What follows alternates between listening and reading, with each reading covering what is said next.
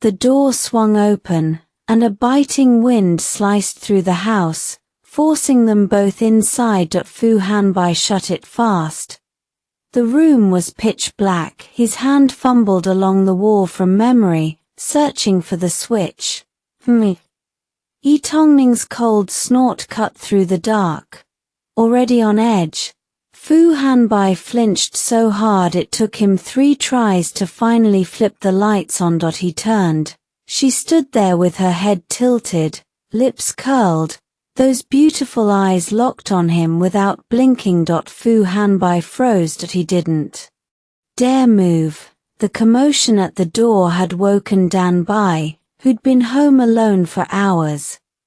The cat came bolting out of the study and ran straight to Ye Tangning, letting out a few soft, mournful meows, while Ye Tangning kicked off her shoes, scooped the cat into her arms, and stroked her gently. Bai, you're the only one who really loves mommy. She carried the cat toward the study. Be good, sweetie, you don't need to watch something this ugly. Fu Hanbai stood there wondering if it was already too late to get on his knees. While Ye Tangning settled Dan Bai back into her bed, closed the study door, and locked it from the inside. That click hit Fu Hanbai's ears like a death sentence. He'd carefully placed the pistachio green Hermes bag on the sofa.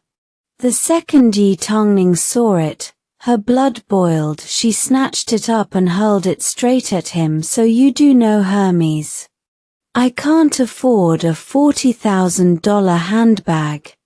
And what? Another 10 grand just to qualify to buy it?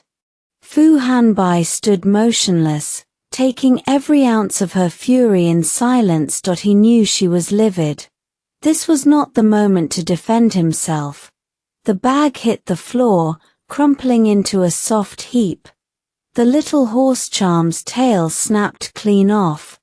The sight made Ye Tangning's heart clench. She stepped forward, picked up the bag, cradled it carefully, and smoothed the leather with genuine tenderness. She winced at the fresh scratches. The bag hadn't done anything wrong. It was worth $40,000. The only thing wrong was the man standing in front of her, a man who couldn't tell one honest truth. She set the bag down properly and shot Fu Hanbai another glare. He seized the opening. He pulled her into his arms and held on tight, no matter how hard she fought him. Let go of me, you jerk. No, furious. Ye Tangning sank her teeth into his arm. She left a deep mark. Fu Hanbai didn't even flinch. He caught her wrist, his expression dead serious. Wife, I never meant to lie to you. Who's your wife? If you don't explain everything right now, you can pack your things and leave. She was sick of his shamelessness. She punched him hard in the chest. Wife, I can explain everything. He wouldn't loosen his grip. Fine, then talk. A bitter laugh escaped her. What's with the $50,000 bag? What's with you telling me you work at Dwashi Milk Tea? And the diamond VIP card for Dihao Hotel? Fu Hanbai buried his face against her shoulder, his voice dropping low. The truth is, I've recovered some of my memories. Ye Tangning's eyes went wide. He'd expected that reaction, so he kept a steady hand pressed against her back. But it's only a small piece. Work-related stuff. I used to be in finance, so when I saw the stock market interface, it felt familiar. I used those memories to make a little money. Once I had money, I wanted to buy you a gift. I had no idea what. I looked it up online. They said girls like this be a Jeet, so I bought it. And today was pure coincidence. I was meeting a business partner at Dihao Hotel. He booked the room. I didn't know your class reunion was there until I walked in. But I still haven't remembered anything else. You can't kick me out. Fu Hanbai laid it all out honestly. He knew Ye Tangning's temper far too well to hold anything back now. When he finished, he lifted his head and searched her face, waiting that he'd never been this nervous, not even watching the market opened. Why, Ye Tangning had calmed down by then. She pouted, crossed her arms, and refused to meet his eyes. Then why did you hide it from me? Fu Hanbai knew the hardest part was behind them. He took her hand and pressed it flat against his chest. I was terrified that if you knew I'd remembered anything, you'd send me away. Back then, we'd only just gotten together. I couldn't take that risk. I don't want to go anywhere. I just want to stay right here next to you. His voice cracked on the last word. Ye Tangning could feel the heat through his shirt, the wild pounding of his heart beneath her palm. Her lashes fluttered. She lowered her gaze and looked down at the matching slippers on his feet, the couple's pair she'd bought them. She knew she could never truly win against this man. The second he showed vulnerability, she went soft. Even after he'd lied to her, unable to read her expression, Fu Hanbai started to panic again. He replayed his confession in his head. He hadn't gotten anything major wrong. He leaned in nervously and caught the sly, teasing glint flickering in her eyes. Relief crashed over him like a wave. He pressed a kiss to those eyes, full of love, his voice trembling with raw emotion. I'm sorry, Aning. I will never lie to you again. You'd better not. Embarrassed and still annoyed, Ye Tangning punched his chest again. This time, he caught her hand and wrapped it tight in his. He stared at the woman in his arms. Ye Tangning had always been beautiful, but tonight she was so breathtaking it made his chest ache, his pulse hammered. And he knew he was a complete lost cause when it came to her, because it was Ye Tangning, and he gave himself over willingly. After kissing her eyes, he wanted to go lower. Those red lips he'd been aching for all night. Aning, you're gorgeous tonight. She didn't let him. She pressed her palm flat over his mouth. Did he really think he could kiss her after messing up this badly? 1 week. No kissing. Fu Hanbai processed the devastating news and frowned so hard his brows nearly touched. He could feel the smooth warmth of her palm against his lips, and it made him restless. He couldn't stop himself. He flicked his tongue out and licked it. If he couldn't kiss her mouth, he'd kiss her hand. She yanked her hand back, disgusted by the wetness. That's gross. She wiped the spit onto the wool of his coat. Mid-rub, her hand stilled, her eyes narrowed. This coat. I've never seen it before. How much? Fu Hanbai coughed awkwardly into his fist. Well, the number on that price tag was probably best left unspoken. Inside the study, Danbai lay curled into a tight little ball in her bed, fast asleep. Her mouth hung slightly open, the pink tip of her tongue peeking out. Her breathing came steady and soft. The noise from the other room made her delicate pink ears twitch. Those two humans, always making such a production out of everything. Couldn't they just let a cat sleep in peace? Fu Hanbai sat in the ergonomic chair in his studio, his brow furrowed deep enough to trap a mosquito. He'd been in a foul mood for days. Reason. Ye Tangning refused to kiss him or let him hold her anymore. He was wound so tight it was getting ridiculous.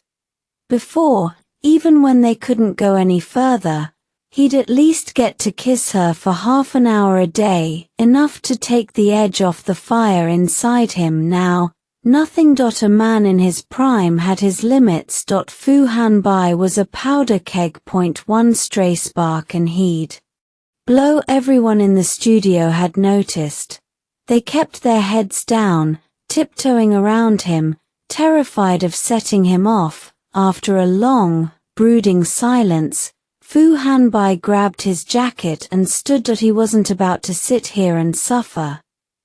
There was an old saying, a well-dressed man brings his wife home early. Do you have a scent profile you lean toward? That way I can recommend something more tailored to you. The Gucci sales associate studied the handsome, stone-faced man in front of her. He was infuriatingly picky. He'd been at the fragrance counter all afternoon sampling different options, but nothing clicked. I want, Fu Hanbai paused, something that really emphasizes a man's masculinity. The associate's professionalism kicked in instantly. She zeroed in on a candidate and launched into her pitch. How about this one? Warm wood. It's a woody blend of cedar, cypress, patchouli, and sandalwood. The deep, layered richness gives every note an elevated texture.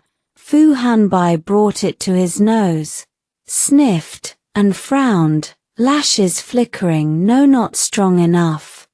He paused again. Is there something that makes a woman's heart race the second she smells it? The associate kept her perfect smile in place. Let me find another option for you, sir. But inside she was muttering, buddy, you're in the wrong store. Take the elevator down, turn left for 200 feet, and there's an adult shop. You'll find exactly what you're looking for there. Then a thought hit her. Actually, there was one. She walked to the far end of the counter, picked up a sample, and handed it to Fu Hanbai. Sir, this one, guilty passion. It's a woody amber floral. The concept is about two rebellious lovers bound together by a shared passion. Care to give it a try? The name alone made Fu Hanbai's eyebrow lift. He didn't bother to sniff it. He just waved a hand. I'll take it. Wrap it up. 2 bottles. The night had turned cold after her shower. Ye Tangning crawled into bed early. The sheets had been swapped for the flannel blankets Fu Hanbai had recently bought, and the comforter was replaced with a lightweight Italian down duvet, warm and soft. She had to admit, the expensive stuff really was better. Her old cotton quilt had been heavy and barely kept the chill out. As she sank into the plush softness, she felt the tension melt from her bones. So nice. Her mind drifted back to that morning, when he'd sulked because she wouldn't give him a goodbye kiss. A tiny spark of guilt pricked at her. Maybe her punishment was a little too harsh. Sure, he'd lied, but it wasn't some unforgivable crime. She hadn't really been hurt. Just as she was thinking this, Danbai crept into the room. The cat jumped onto the bed with practiced ease and curled up right by her hand, purring. Ye Tangning laughed softly, stroking his little head. Even the cat knew this flannel blanket was comfy and came to claim his spot. Danbai, should we forgive your daddy? Danbai, meow. The kitty didn't know. The kitty didn't want to get involved in his human's drama. A door slammed somewhere in the apartment. It sounded like Fu Hanbai was back. Ye Tangning quickly grabbed her phone and pretended to scroll, but she was really tuned in to every sound near the door. If he came over and asked for a kiss, she'd put up a tiny bit of resistance and then give in. But she waited and waited. The man never came into the bedroom. A moment later, water started running in the bathroom. He'd gone straight to shower. A sting of wounded pride hit her chest, and she let out a little huff. Fine. Let him rot. She genuinely started scrolling through her phone. That's when her best friend, Wu Yu, messaged her. Ning Ning, you there? Yeah, what's up? Heard Wang Xin's husband, Yu Chong, got fired. Apparently he only got into Fu Corporation through connections, and they found out his degree was fake. With a stain like that, no big company will ever touch him. Really? How do you know? My cousin's brother-in-law's aunt works as a cleaner at Fu Corporation. Ye Tangning.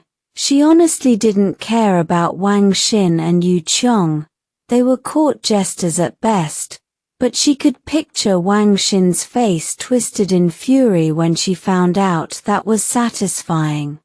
She was still lost in that thought when the bedroom door swung open. Ye Tangning and Danbai both turned to look. Fu Hanbai stood there wrapped in nothing but a towel, carrying his pillow. His hair was still wet, droplets trailing from the tips down his collarbone, over his Adam's apple, and onto his rising and falling chest, his abs, and lower. His face was flushed, heat and pure sensuality radiating off him. Ning, I want to sleep with you. Ye Tangning froze for a few seconds, swallowed hard without thinking, then quickly covered Danbai's eyes off limits for the cat, but she'd take a good long look herself. Danbai, meow, how many times do I have to tell you? I'm a male cat. You said what? Ye Tangning's voice tripped over itself. Fu Hanbai stood in the bathroom doorway, skin still damp, nothing but a towel slung low on his hips. His gaze cut to the bed. Danbai was curled up right in his spot, pressed against his wife. A fresh wave of grievance hit. He'd barely slept in that bed himself. He clenched his fists. Before she could say anything else, he launched himself onto the mattress. I haven't slept with you in forever. The bed dipped, and suddenly there was almost no space between them. Just tonight, okay. Ning? His voice dropped low, hooded eyes locked on hers. Well, from where she lay, Ye Tangning had a perfect, up-close view of his defined abs and the two small, dark buds on his chest, still beaded with water, looking entirely too tempting. The man was using his body as a weapon. She swallowed hard. Enemy fire was too strong. She was losing ground. She squeezed her eyes shut, lashes trembling. No, she needed to calm down, but even with her eyes closed, his clean, intoxicating scent wrapped around her, sliding from her nose straight through her limbs, making her feel weak and tingly, like her body wasn't even hers anymore. Fine. I guess it's okay. She surrendered, waving the white flag. Fu Hanbai's heart leaped. He pulled her into a tight embrace, buried his face against her chest, and nuzzled. The ticklish sensation made her squirm. Your hair's still wet. You're getting my clothes damp. He'd been holding back for days. Now that he finally had her warm and soft in his arms, he wasn't letting go. He pressed his face deeper, inhaled, and let out a satisfied sigh. You blow-dry it for me. So demanding. Resigned, Ye Tangning fetched the hairdryer and sat him down. Danbai, meanwhile, clocked that the two humans were about to start their usual fight or swap saliva. 0 interest. He made a graceful leap and retreated to his pumpkin-shaped cat bed. Fu Hanbai stayed nestled in her arms. Warm air streamed down, and her fingers brushed through his hair, sending tiny electric shivers across his scalp. It felt like a current was running through his whole body, heating him up from the inside. Days of pent-up need ignited, and things were slipping out of control while she was distracted. He adjusted the towel around his waist. Her soft, pink fingers occasionally grazed his ears and neck, striking the last spark against his already crumbling self-control. Blood rushed south. Damn it. His only thought was that Ye Tangning must not notice, or he wouldn't be allowed to stay in this bed tonight. She finished drying his hair and heard her phone ringing in the other room. Oh no, she'd forgotten she was still chatting with Wu Yu. She shoved Fu Hanbai aside. If you want to sleep here, behave yourself. Grabbing her phone, she added, put some clothes on. Where's that matching pajama set you bought? Find it and wear it. It was winter, and he was walking around shirtless. If he caught a cold, he'd come crying to her again. Fu Hanbai, fine. He didn't dare move just yet. He sat on the bed, letting his body cool down, grateful she was glued to her phone and not paying attention. Once he'd regained some control, he found his pajamas in the closet and headed to the bathroom to change. Wu Yu was baffled that they'd been chatting.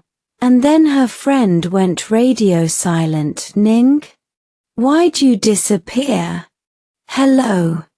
Don't scare me. If you don't answer, I'm calling the cops. Ye Tangning saw the barrage and realized she'd been busted. She typed back fast, don't call the cops, or you'll get arrested for making a false report.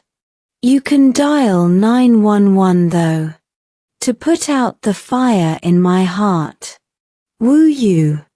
Ye Tangning laughed and added, just kidding, kidding. Wu Yu, well, look at you throwing out dirty jokes. Life's treating you good. Ye Tangning, not really. We haven't gone that far yet.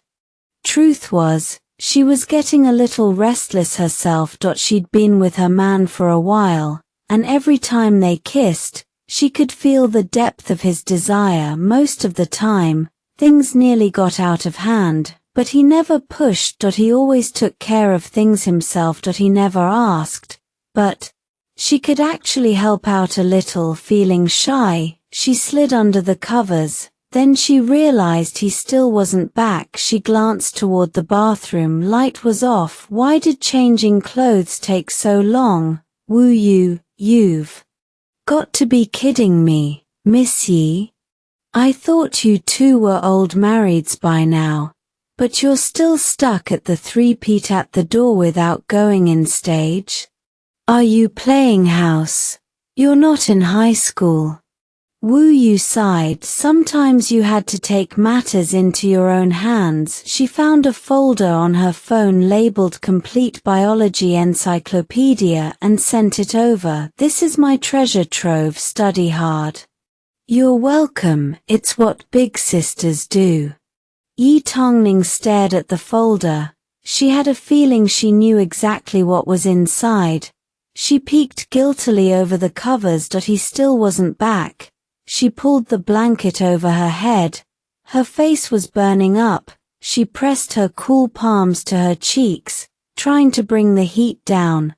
She felt like she was overheating, about to short-circuit. Her heart pounded loudly inside the cocoon of the blanket. After a moment of hesitation, curiosity won. With trembling hands, she tapped the download button. The internet was unusually fast today. Usually, downloads crawled, but tonight, the Wi-Fi seemed to sense her urgency and finished in less than 5 minutes. She swallowed hard and opened a video file named Couple, Bathroom. The video loaded instantly. On screen, a muscular man and a woman with a starkly contrasting pale complexion were in a bathroom, getting straight to business. Within moments, they were naked. The sounds of water, heavy breathing thick with lust, and gasps, whether from pleasure or pain, filled the audio. Ye Tangning stared at the screen, unblinking. The content became increasingly explicit. She felt like she couldn't handle such intense visuals anymore and tried to close the video. Just then, footsteps approached. Why are you hiding under the covers like that? Why did he have to come back now, not a minute earlier or later? She fumbled to close the video, hands shaking in panic. Tears nearly sprang to her eyes, and no matter how she jabbed at the screen, she couldn't hit that damn X. Fu Hanbai pulled the blanket away in one motion. The sight before him sent his just calmed breathing right back into chaos. Ye Tangning was huddled under the covers, her entire face red as an apple. She looked up at him with eyes full of unshed tears, tears of pure mortification. Shimmering at the corners, and on her phone screen, something he never expected was playing right then. The video hit its climax. The couple's heavy moans spilled into the room, thickening the air, turning it sultry, and charged blood rushed to Fu Hanbai's head. His gaze darkened as he stared down at her, veins pulsing at his temples. He looked ready to pounce, his throat bobbed as he swallowed. When he spoke, his voice came out hoarse. "Ning, what dirty video are you watching under there? Not suitable for children." Ye Tangning's hand twitched the second she heard Fu Hanbai's voice. The phone slipped, bounced off the bed, and hit the volume button. Suddenly the sounds from the video filled the room. Fu Hanbai's eyes darkened. Heat flickered deep in them.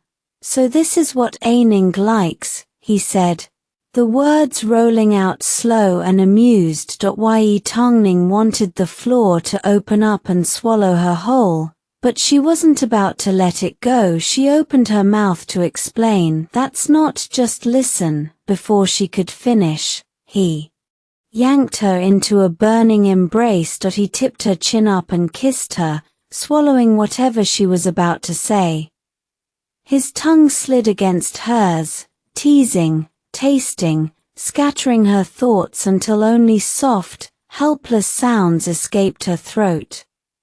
The video kept playing, mixing with their own noises. He laughed low against her mouth, the vibration sending a shiver through half her body. She lifted a hand that felt like rubber and smacked his chest. "Pervert." He caught her wrist and guided it lower, his smile widening as he pressed his lips to her ear. "Yeah, I'm a pervert, so help me out." He kissed her neck again, rougher this time. Ye Tangning knew exactly where tonight was headed, too late to stop, but she clung to one thread of sanity, forcing the words out between his fierce kisses. "We don't have one." The man didn't pause. He reached to the side, yanked open the nightstand drawer, and pulled out a box of condoms. Breathing hard, he tore it open with one hand. Her mind cleared just a little. She stared at him, disbelief lacing her voice. "When did you even get those?" Fu Hanbai pressed her down onto the small bed. The frame groaned beneath them. "Later, right now. We've got more important things to do. You turn off the video first." Inside the bedroom, the temperature climbed. In the living room, Danbai's stomach let out a long, tragic growl. The cat stared at his empty bowl, deep in philosophical thought. Why had the human forgotten his dinner tonight? He gave his tail a flick and trotted on short legs toward the bedroom door. He pushed his head against it. Didn't budge. He tried again, harder, nothing. The human had actually locked him out. Danbai scratched at the wood with his claws and yowled his protest. "Is anyone going to feed the cat? Where's my dinner?" Strange noises drifted through the door. His ears swiveled. Danbai's crying. Came a muffled voice. "Ignore it." "But, why aren't you done yet?" "Ning. Ning." Then the human's voice dissolved into broken sounds Danbai couldn't make sense of. He flopped down in front of the door, sulking and muttering to himself. "Meow meow meow." Translation: "See if I ever let you pet me again." Waiting wore him out. At some point, he fell asleep right there. The next morning, Ye Tangning woke to the sound of a knife hitting a cutting board. She blinked, groggy and disoriented. Every muscle ached like she'd been hit by a truck. Then it all came rushing back. She and Hanbai had actually done it more than once. Embarrassment scorched through her. She yanked the soft blanket over her head and noticed the pattern was different. He must have changed it last night. By the end, she'd been so exhausted she'd nearly blacked out, and he'd been nowhere near finished.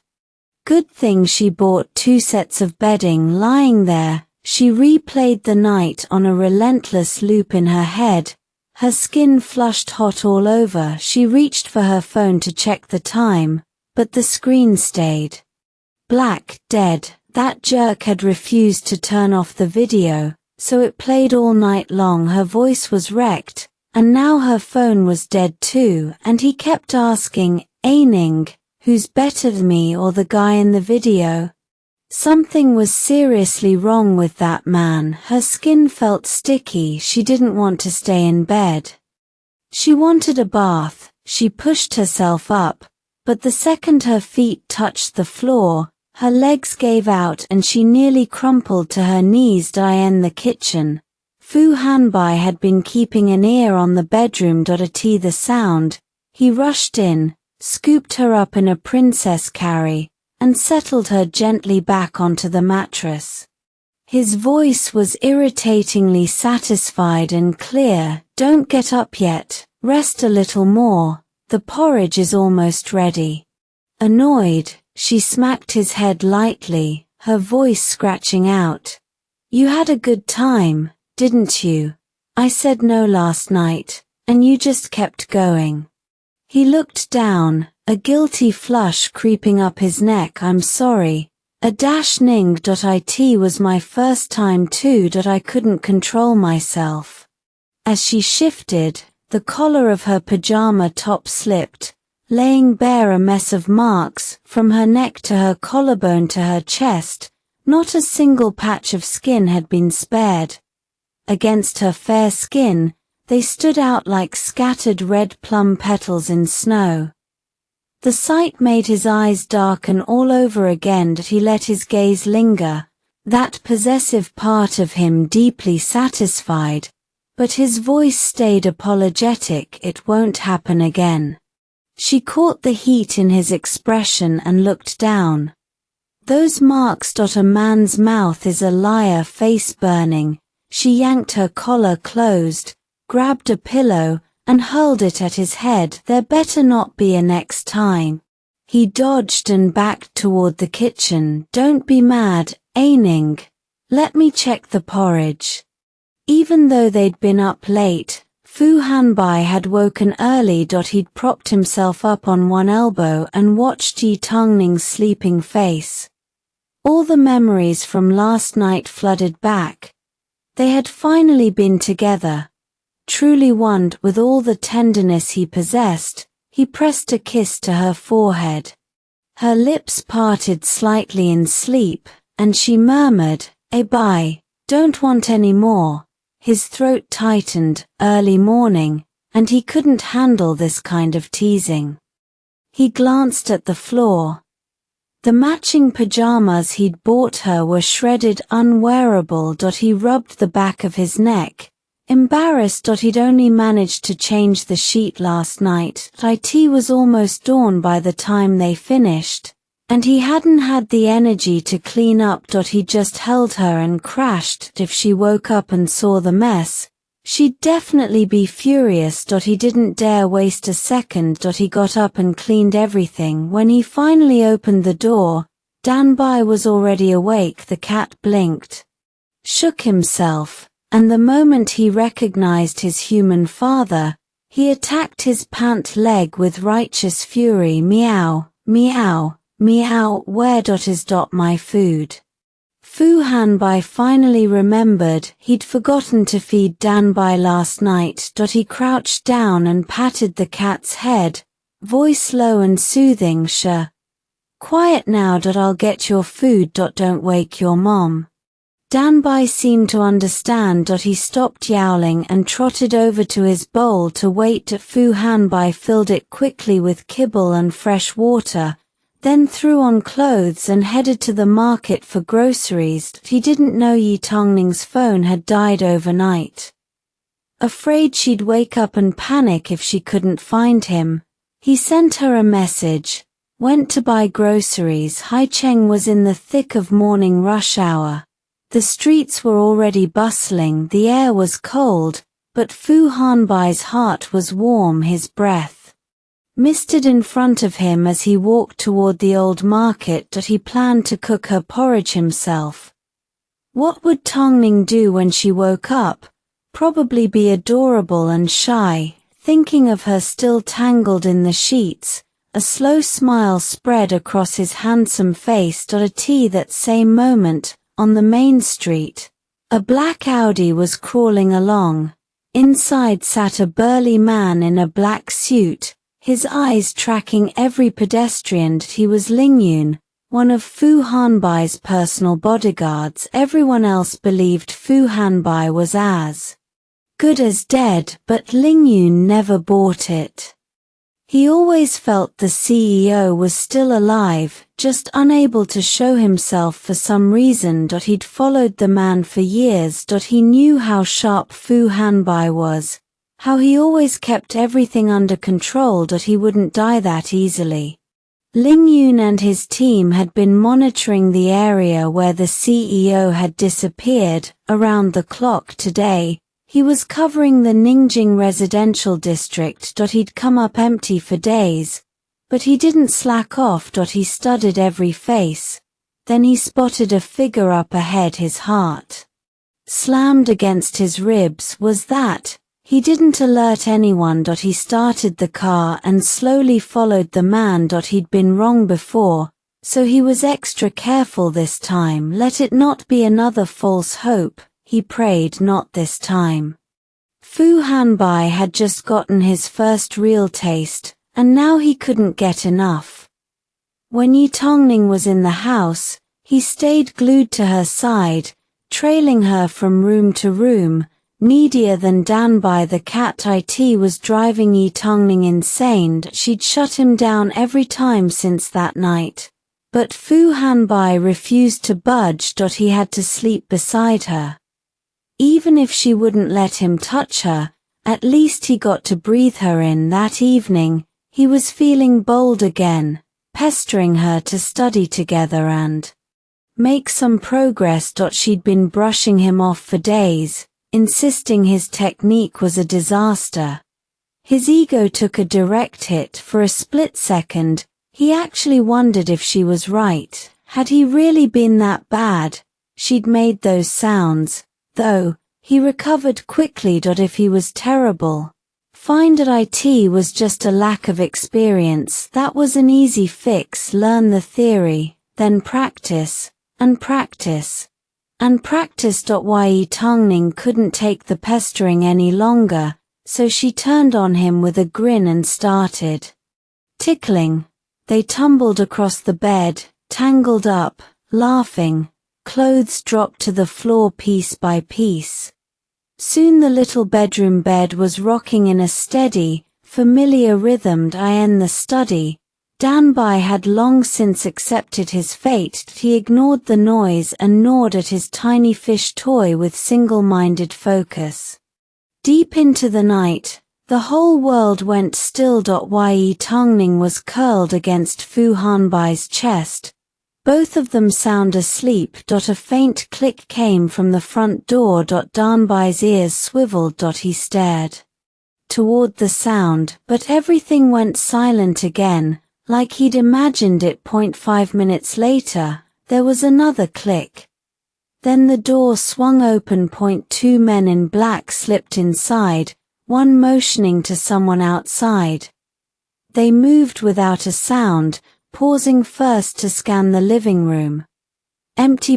One stayed by the door. The other crept toward the bedroom. The door was slightly ajar. He eased it open, moonlight slicing across the two figures on the bed. He studied them for a long, still moment. Then, as if confirming what he needed, he eased the door shut and headed back toward the front entrance. He turned and came face to face with Danbai. The cat's blue eyes glowed eerie and sharp in the darkness. The man froze. Meow. The sound cut through the silence like a blade. Cold sweat beaded on the man's forehead. He bolted for the door, slipped out with his partner, and pulled it shut with a soft click. Ye Tangning half woke, thinking she'd heard Danbai, but exhaustion dragged her straight back down. She nudged the man holding her tight. Go check on Danbai. Fu Hanbai groaned, rubbed his eyes, and hauled himself out of bed. He pushed open the bedroom door. Danbai was scratching madly at the front door, meowing without stopping. He'd never done that before. Fu Hanbai assumed the cat was in heat, scooped him up, and plopped him back onto his bed. What is wrong with you in the middle of the night? You don't have a wife. I do. Danbai just stared at him. Fine. Let the house guard itself. The next morning, they were both up early. Fu Hanbai stood in front of the mirror shaving, nervous. Today Ye Tangning was taking him to the hospital to meet her mother, who lingly. He finished shaving and pulled 2 suits from the closet, holding them up one after the other. Which one would make the better impression on his mother-in-law? Ye Tangning walked out of the bathroom just then. He reached for her and dropped his head onto her shoulder. Babe, which one looks better on me? She patted his back, voice soft. With your body and that face, you'd look hot in a potato sack. Fu Hanbai laughed, pulled her in, and kissed her. By the time they broke apart, neither of them could breathe. She helped him tie his tie, her mind drifting back to the night before. Why was Danbai crying so much? He frowned, not sure. Maybe he's in heat. He's been sulking all morning, too. Barely touched his favorite can. Ye Tangning smoothed the knot against his jacket, worry settling into her expression. We'll take him to the vet after we see Mom. A knock at the door. She frowned. Who'd be knocking this early? Who is it? No answer. Fu Hanbai moved toward the door. I'll get it. He opened it. Almost 6 years had passed. Ye Tangning had spent all that time believing she'd forgotten that day. The cruel truth was, every detail was still burned into her memory. The deep ache in her body from that morning, the mark he'd left on her collarbone, the sharp taste of mint toothpaste. The meat puree she'd opened for Danbai, the wine-red polka-dot tie she'd knotted for him with her own hands, their very last kiss, the blood streaking down his head in his panic, and the final look he gave her. She never imagined such a perfect day would become the end of everything. The end. After that, Abai just vanished. Jiangyang town sat on the outskirts of Haicheng, a small, tucked-away place near the coast where the air stayed warm and damp year-round. 6 years ago, when Ye Tangning had hit absolute rock bottom, she accepted Assistant Ling's help and fled here with her mother and the 2 babies she was carrying. She left so fast she barely grabbed anything, just a few changes of clothes and that one bank card. She walked away from a home she'd known for more than 2 decades and landed in a town where she didn't know a single soul, but the locals took her in. They were warm to her and her mother, and once they figured out she was pregnant, they went out of their way to look after her. Even so, Tangning was a wreck. The emotional blow she'd been dealt sat heavy in her chest, and on top of that, her body fought the new environment. She could barely keep food down. She spent her days in a fog, wasting away until she was little more than skin and bone. She forced herself to eat, forced herself to function. For the sake of her babies. Every bite felt like a battle, but she got it down. The twins, as if sensing their mother's heartache, stayed calm and still in her belly, giving her some small mercy. After 10 months, she delivered 2 healthy fraternal twins. A girl and a boy Ye Jin and Ye Rong. Their arrival lit up the house. The quiet rooms filled with noise and giggling and chaos, and for the first time in a long while, Ye Tangning started to crawl out from under that man's shadow. She caught herself smiling again. She opened a dessert shop in town. 1 flower, 1 leaf. Time heals everything, she told herself. That man was nothing more than a stranger who'd passed through her life. She had to get back on her feet and protect her 2 treasures. The kids went from babbling to wobbling on unsteady legs. And just like that, 6 years slipped away. May. The weather in Jiangyang town had already turned. The sun was bright and generous, and the sky stretched out blue and clean with only a few lazy white clouds drifting overhead. People had shed their coats, welcoming the early summer in light clothes. Inside 1 flower, 1 leaf. The air was thick with the sugary warmth of fresh-baked goods. The shop was simple and sweet, soft pink and white. A few cake-themed paintings on the walls, small wooden tables covered in floral cloth, and round stools. That made the whole place feel romantic and cozy. Business was solid. A short line had formed at the register, and every table was filled with young women snapping photos and chatting with friends. Look at those 2 over there. Oh my God, they're adorable. I think they're the owner's kids. I've seen them here before. I'm so jealous. What kind of insane genes do their parents have? Her husband must be crazy handsome. She's totally living the dream. At the back of the shop, a special little table had been set up with 2 low stools. 2 5-year-olds sat there, a boy and a girl, twins.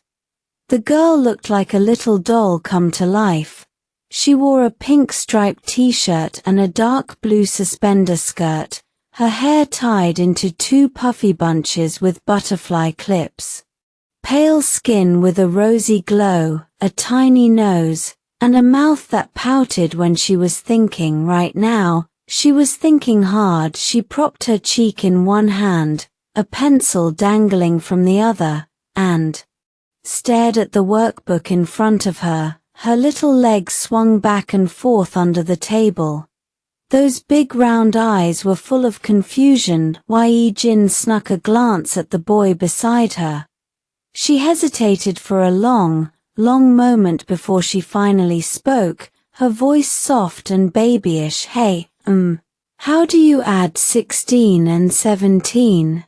That question had been torturing her for almost 20 minutes. She'd counted on her fingers, then her toes, and she still didn't have enough to make it work. That if she hadn't been completely stuck, she never would have asked her brother. She didn't get how his brain worked. He'd taught himself elementary math and then strutted over to their mom to show off, soaking up all that praise. Ye Jin pouted to herself.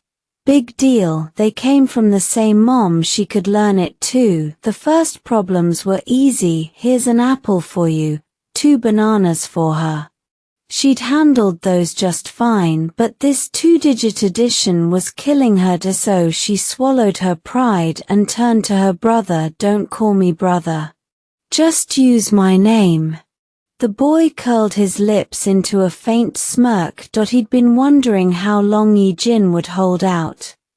Less than half an hour, and she was already surrendering. Ye Rong wore a plain white t-shirt and dark blue overalls with white socks and sneakers. His features were almost too perfect. You could already see the handsome man he'd become, but right now his expression was completely serious, his lips pressed into a tight line. His eyes stayed fixed on the laptop screen in front of him, and his small fingers tapped the keyboard with a crisp, rhythmic sound. The only time he softened, even a little, was when he looked at his sister. Ye Jin was only about 10 minutes older, but that made her his elder.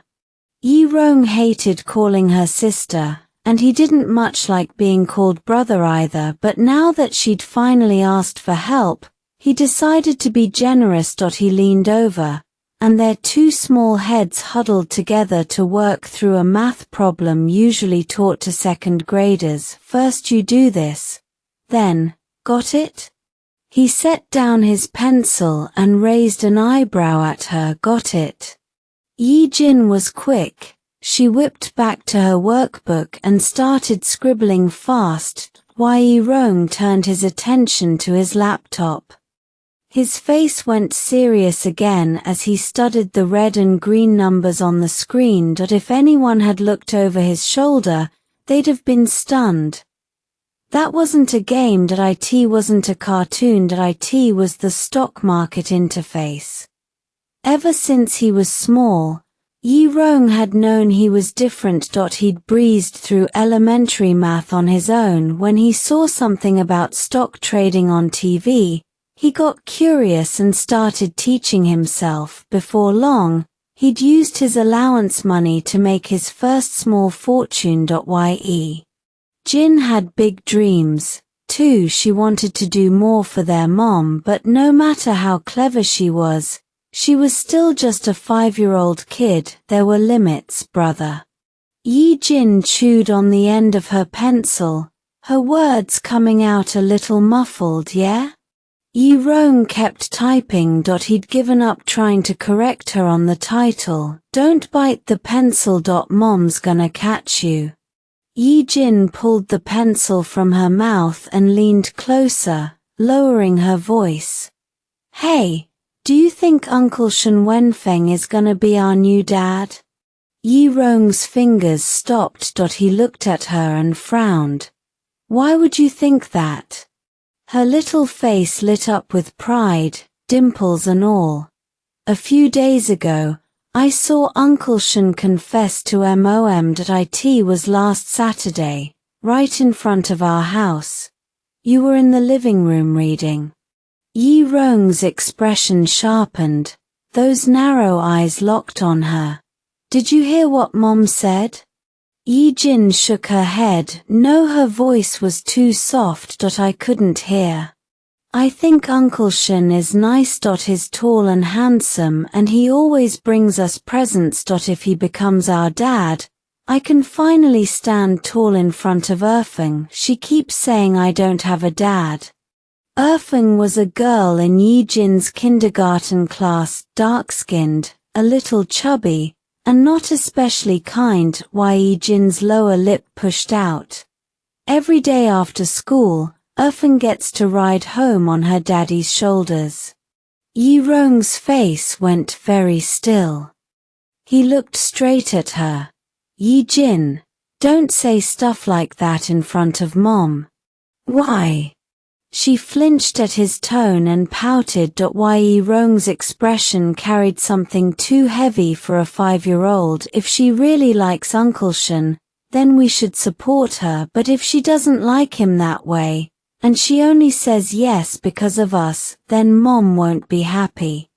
Ye Jin didn't fully understand, but she nodded anyway. Mom's happiness came first. Ye Rong turned back to his computer, but he couldn't make his fingers move. He closed the stock page. For a long moment, he just stared at the blank screen with a serious little face, perfectly still. Then he opened a new search window. His expression grave, he typed 3 characters. Fu Hanbai. In Haicheng, if you traded stocks, one name was impossible to ignore, Fu Hanbai. The new CEO of Fu Corporation. He was young, but his instincts for trading and investment were already legendary. In just a few years, he'd taken the old family business and launched it into a new era. People called him a true prodigy. Plenty of Haicheng's old money types had sworn they'd put the young upstart in his place.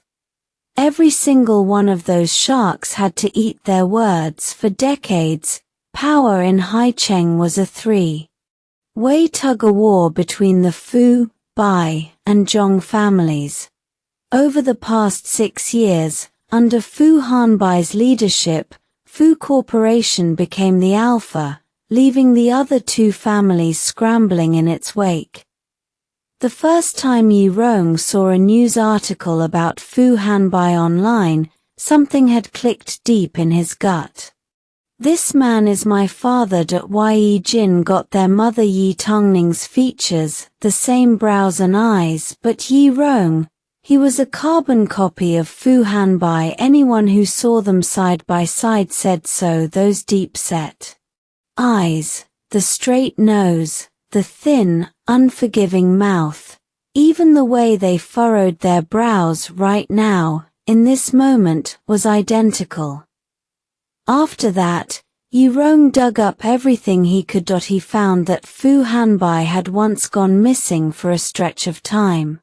That window lined up perfectly with when Ye Rong and Ye Jin had come into their mother's life. That sealed it. Fu Hanbai was his father, and that natural gift for stocks Ye Rong had, it had to come from him. At first, he was thrilled, even proud his father was someone incredible. He and Ye Jin weren't just random kids without a dad. Their dad was amazing, a million times better than Erfeng's dad. But then the question crept in, why hadn't he come for them, for their mom? The excitement faded, and disappointment filled its place. All these years, Fu Hanbai had never looked for them, never visited, never called. Now Ye Rong understood why his mom sometimes stared out the window, why she'd break down with no warning, why she looked straight through him like he wasn't there, like she was seeing someone else. It all made sense now that they'd been abandoned. Why Ye Rong realized it with a strange absence of sadness. Instead, his heart settled, as if he'd finally solved a brutally hard math problem. Every inconsistency now had an answer. He'd cracked the riddle, but there was no prize waiting for him from that day on. Ye Rong stopped hoping his so-called father would come for them. He could protect his mom and his sister on his own now. Sitting in the dessert shop, listening to Ye Jin, Ye Rong thought of Fu Hanbai again. Their biological father. He clicked the search bar on his laptop, and the screen filled with headlines. Fu Corporation CEO appears at subsidiary IPO conference. Fu Group stock hits daily limit again. Fu Group plans expansion into live streaming industry. Fu Corporation CEO Fu Hanbai and actress Tang Shui are rumored to be close to tying the knot. Ye Rong clicked the first headline. A paparazzi photo of Fu Hanbai loaded. The CEO rarely made public appearances, so when he did, the media practically shoved cameras in his face. In the shot, Fu Hanbai stood broad-shouldered and long-legged, holding a wine glass, his face turned as he chatted casually with someone. The angle caught his perfect jawline, his deep blue custom suit gleamed under the lights, emphasizing a quiet elegance. The enamel cufflinks and long ins watch at his wrist added an understated sophistication. Then Ye Rong clicked the gossip piece about Tang Shui. The photo showed her in a wine-red dress with a plunging neckline, stunning and aggressively sexy. She was pressed close to Fu Hanbai, laughing at something, her beautiful eyes locked on the camera. Ye Rong snorted, please. That woman couldn't hold a candle to his mom, so tacky. If he had to choose a stepfather, he'd take Shen Wenfeng any day. At least Shen was devoted to Ye Tangning, no sleazy tabloid drama in Ye Rong's mind. No woman could compare to his mother, and no man deserved her. The wind chimes on the shop door jingled, steady footsteps crossed toward their table. Ye Jin looked up, her face brightening. "Uncle Shen." Ye Rong snapped his laptop shut. Ye Jin launched herself at Shen Wenfeng like a little whirlwind. "Uncle Shen, what are you doing here?" She hadn't seen him since last Saturday, when he'd confessed to her mom at the flower shop. Before that, he used to come by every couple of days. Ye Rong slid out of his seat and gave Shen Wenfeng a calm nod. "Uncle Shen." Shen Wenfeng was used to Ye Rong's cool demeanor. He just smiled warmly. "Xiao Rong." He scooped up Ye Jin and spun her around, laughing. "Our little princess gets prettier every day." The shop had emptied out. Tang Shu, the employee, spotted Shen Wenfeng and walked over. "Professor Shen, you're here." Shen Wenfeng was the son of the owner of the flower shop next door. He used to be a university professor. Now he was the vice principal of Jiangyang High School. The first time he'd come into the dessert shop 6 months ago, he'd been buying a cake and met Ye Tangning. After that, he dropped by every few days, always bringing little gifts for Ye Jin and Ye Rong. Everyone knew what he was after, and no one could blame him. Their boss, Ye Tangning, was impossible to resist. Ever since she opened the shop, men had been hitting on her constantly. Even after she made it clear she had 2 kids, the parade of suitors never stopped. Even a top-tier catch like Professor Shen was completely smitten. Shen Wenfeng stood tall and lean, well over 6 feet, in a khaki long coat and casual dress pants. Thin silver-rimmed glasses framed a gentle, intellectual face. His brown eyes were soft, his lips naturally curved upward. When he smiled, he radiated warmth and kindness. Right now, he was teasing Ye Jin, and she was giggling uncontrollably in his arms. Tang Shu marveled to herself. A man like that, great with kids, boss, just give in already. She noticed Shen Wenfeng discreetly scanning the shop for Ye Tangning and hid a smile. "He is still in the kitchen, working on a new recipe. Might be a while." Shen Wenfeng's smile faltered slightly, but he kept playing with Ye Jin for a few more minutes. He still remembered the day he met Ye Tangning. It was late. He'd rushed into the shop to buy a blueberry muffin for his mother. She'd had one a few days earlier and couldn't stop talking about it. Most of the cakes were sold out. The girl behind the counter gave him an apologetic look. "The blueberry muffins are gone. We only have 2 mango millefeuille left." Her eyes sparkled with regret even as she smiled, bright and clear. When she looked at him, Shen Wenfeng's heart started pounding, loud and undeniable, a signal he couldn't ignore. Before meeting Ye Tangning, he never believed in love at first sight. After meeting her, he felt like a clueless teenager. "I'll take the mango millefeuille, please." He didn't even know what he was saying. His body seemed to move on its own. His mother was allergic to mango. She couldn't have a single bite. That night, under his mother's puzzled stare, he ate the entire mango millefeuille by himself. It was way too sweet. Shen Wenfeng knew Ye Tangning was avoiding him. He felt helpless. He was past 30, and he still couldn't keep his cool. He'd confessed too soon, without knowing how she felt, and now everything was awkward. He set Ye Jin down, exchanged a few More pleasantries, and left. A while later, Ye Tangning finally emerged from the kitchen, looking a little embarrassed as she walked toward Yi Jin and Yi Ronged. She'd heard Shen Wenfeng's voice but didn't know how to face him, so she'd stayed hidden and texted Tang Shu to handle it. While Yi Jin's big eyes lit up when she saw her mother. She ran over. "Mommy." The moment they stood together, it was obvious Yi Jin's big dark eyes were exactly like Ye Tangning's daughter and mother looked almost identical. 6 years had passed. Now 29, Ye Tangning still radiated youth and energy, but there was a new softness to her, a maternal warmth. If before she'd been a sweetly tart strawberry, now she was a ripe cherry. One bite and the fragrant juice spilled out, with all the poise of a woman in full bloom. Ye Tangning hugged Yi Jin and kissed her soft cheek. "Good girl. Did you miss Mommy?" Yi Jin's nickname was Bao Bao, and Yi Rong's was Bei Bei, their grandmother who Lingli had picked the names. They meant Ye Tangning's treasures. Yi Jin kissed her back. "I did. Uncle Shen came by, but you weren't here." Ye Tangning sighed. "We'll play with Uncle Shen another day."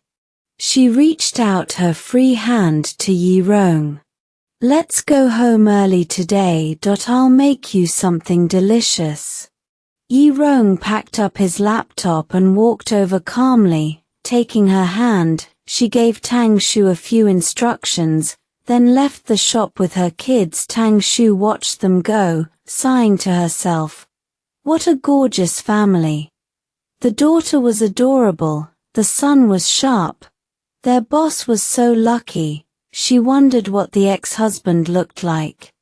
Given how Yi Jin and Yi Rong turned out, he must have been handsome. Tang Shu had worked there a while and never seen the kid's father or heard their boss mention him. She figured the split must have been ugly. It had been ages, time for their boss to find someone new. Ye Tangning was still young and beautiful. She couldn't stay single forever. Outside, Ye Tangning put Yi Jin down and took a child's hand in each of hers. They'd barely stepped onto the sidewalk when Yi Rong tugged her to a stop. She looked at him. "What's wrong, Bei?" Yi Rong stared at her, unblinking, with his dark eyes. "Mommy, will Uncle Shen be our new dad?" Ye Tangning froze at Yi Rong's words, completely caught off guard. Was she that obvious, or was Shen Wenfeng that obvious? Obvious enough for a 5-year-old to pick up on it. Did Yi Rong want a new dad, or was he scared someone would take his mom away? She couldn't get a read on him, so she hesitated, picking her words carefully. "If you like Shen Wenfeng, don't worry about us. If you don't like him, don't worry about us either." Yi Rong's face was blank, but the words coming out of his mouth didn't sound like they belonged to a 5-year-old. He was like a pocket-sized adult. Seeing him act so mature, Ye Tangning's eyes welled up with a tangle of emotions. She could always spot that man's shadow in Yi Rong, but unlike that man, Yi Rong loved her without holding anything back. She crouched down and pinched his cheek. "You think way too much for your age." Beside them, Yi Jin glared, annoyed that her brother had broken their pact first. "Oh, real nice, Yi Rong. You told me to keep quiet, and then you go spill everything to mom." Yi Jin didn't bother holding back. She dived straight into her mother's arms. "Mom, I saw Uncle Shen confess to you last Saturday." Ye Tangning pulled both kids into her arms, stroking their round heads. "Mom isn't thinking about dating right now.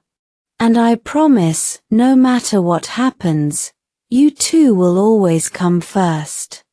Yi Jin looped her arms around her mother's neck. "So am I first, or is Yi Rong first?"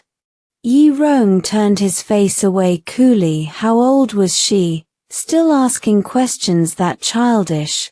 Ye Tangning laughed. You're both number one.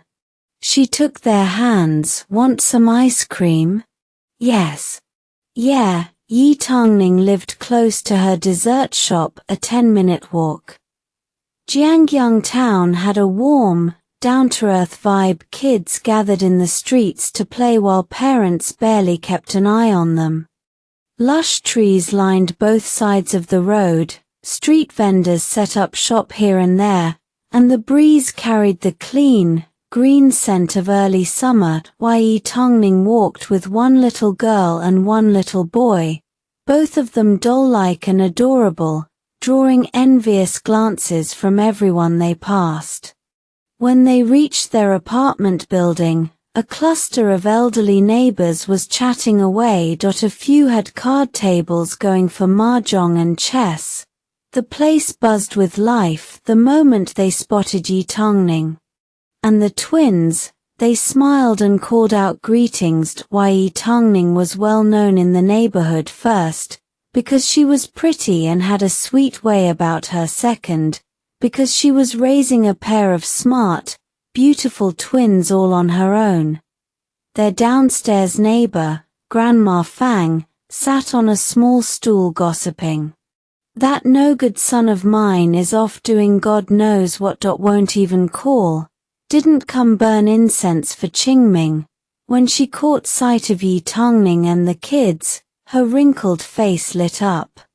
Xiaoning, you're back. She waved at Yi Jin and Ye Rong. Come here, you two. Yi Jin was still clutching a half-eaten chocolate ice cream, her face smeared with it. She was feeling a little shy. Hi. Grandma Fang. Ye Rong had already finished his vanilla cone. He gave a polite nod. Hi, Grandma Fang. He glanced at Yi Jin's messy face, sighed, pulled a wet wipe from his bag, and started cleaning her up. The neighbors chuckled. Someone teased, who's really the older one here, Yi Jin or Ye Rong? Embarrassed, Yi Jin dashed over and buried her face in Grandma Fang's lap. Grandma Fang patted Yi Jin's head while grinning at Ye Tangning. I just made chive pancakes. They're still hot. I set some aside for you to take home. She folded up her stool, ducked inside, and came back with a bag of pancakes. Ye Rong stepped forward to take it. Thank you, Grandma Fang. She patted his shoulder. You're good kids, behave at home and don't give your mom any trouble. Ye Tangning thanked her with a smile and led the kids upstairs.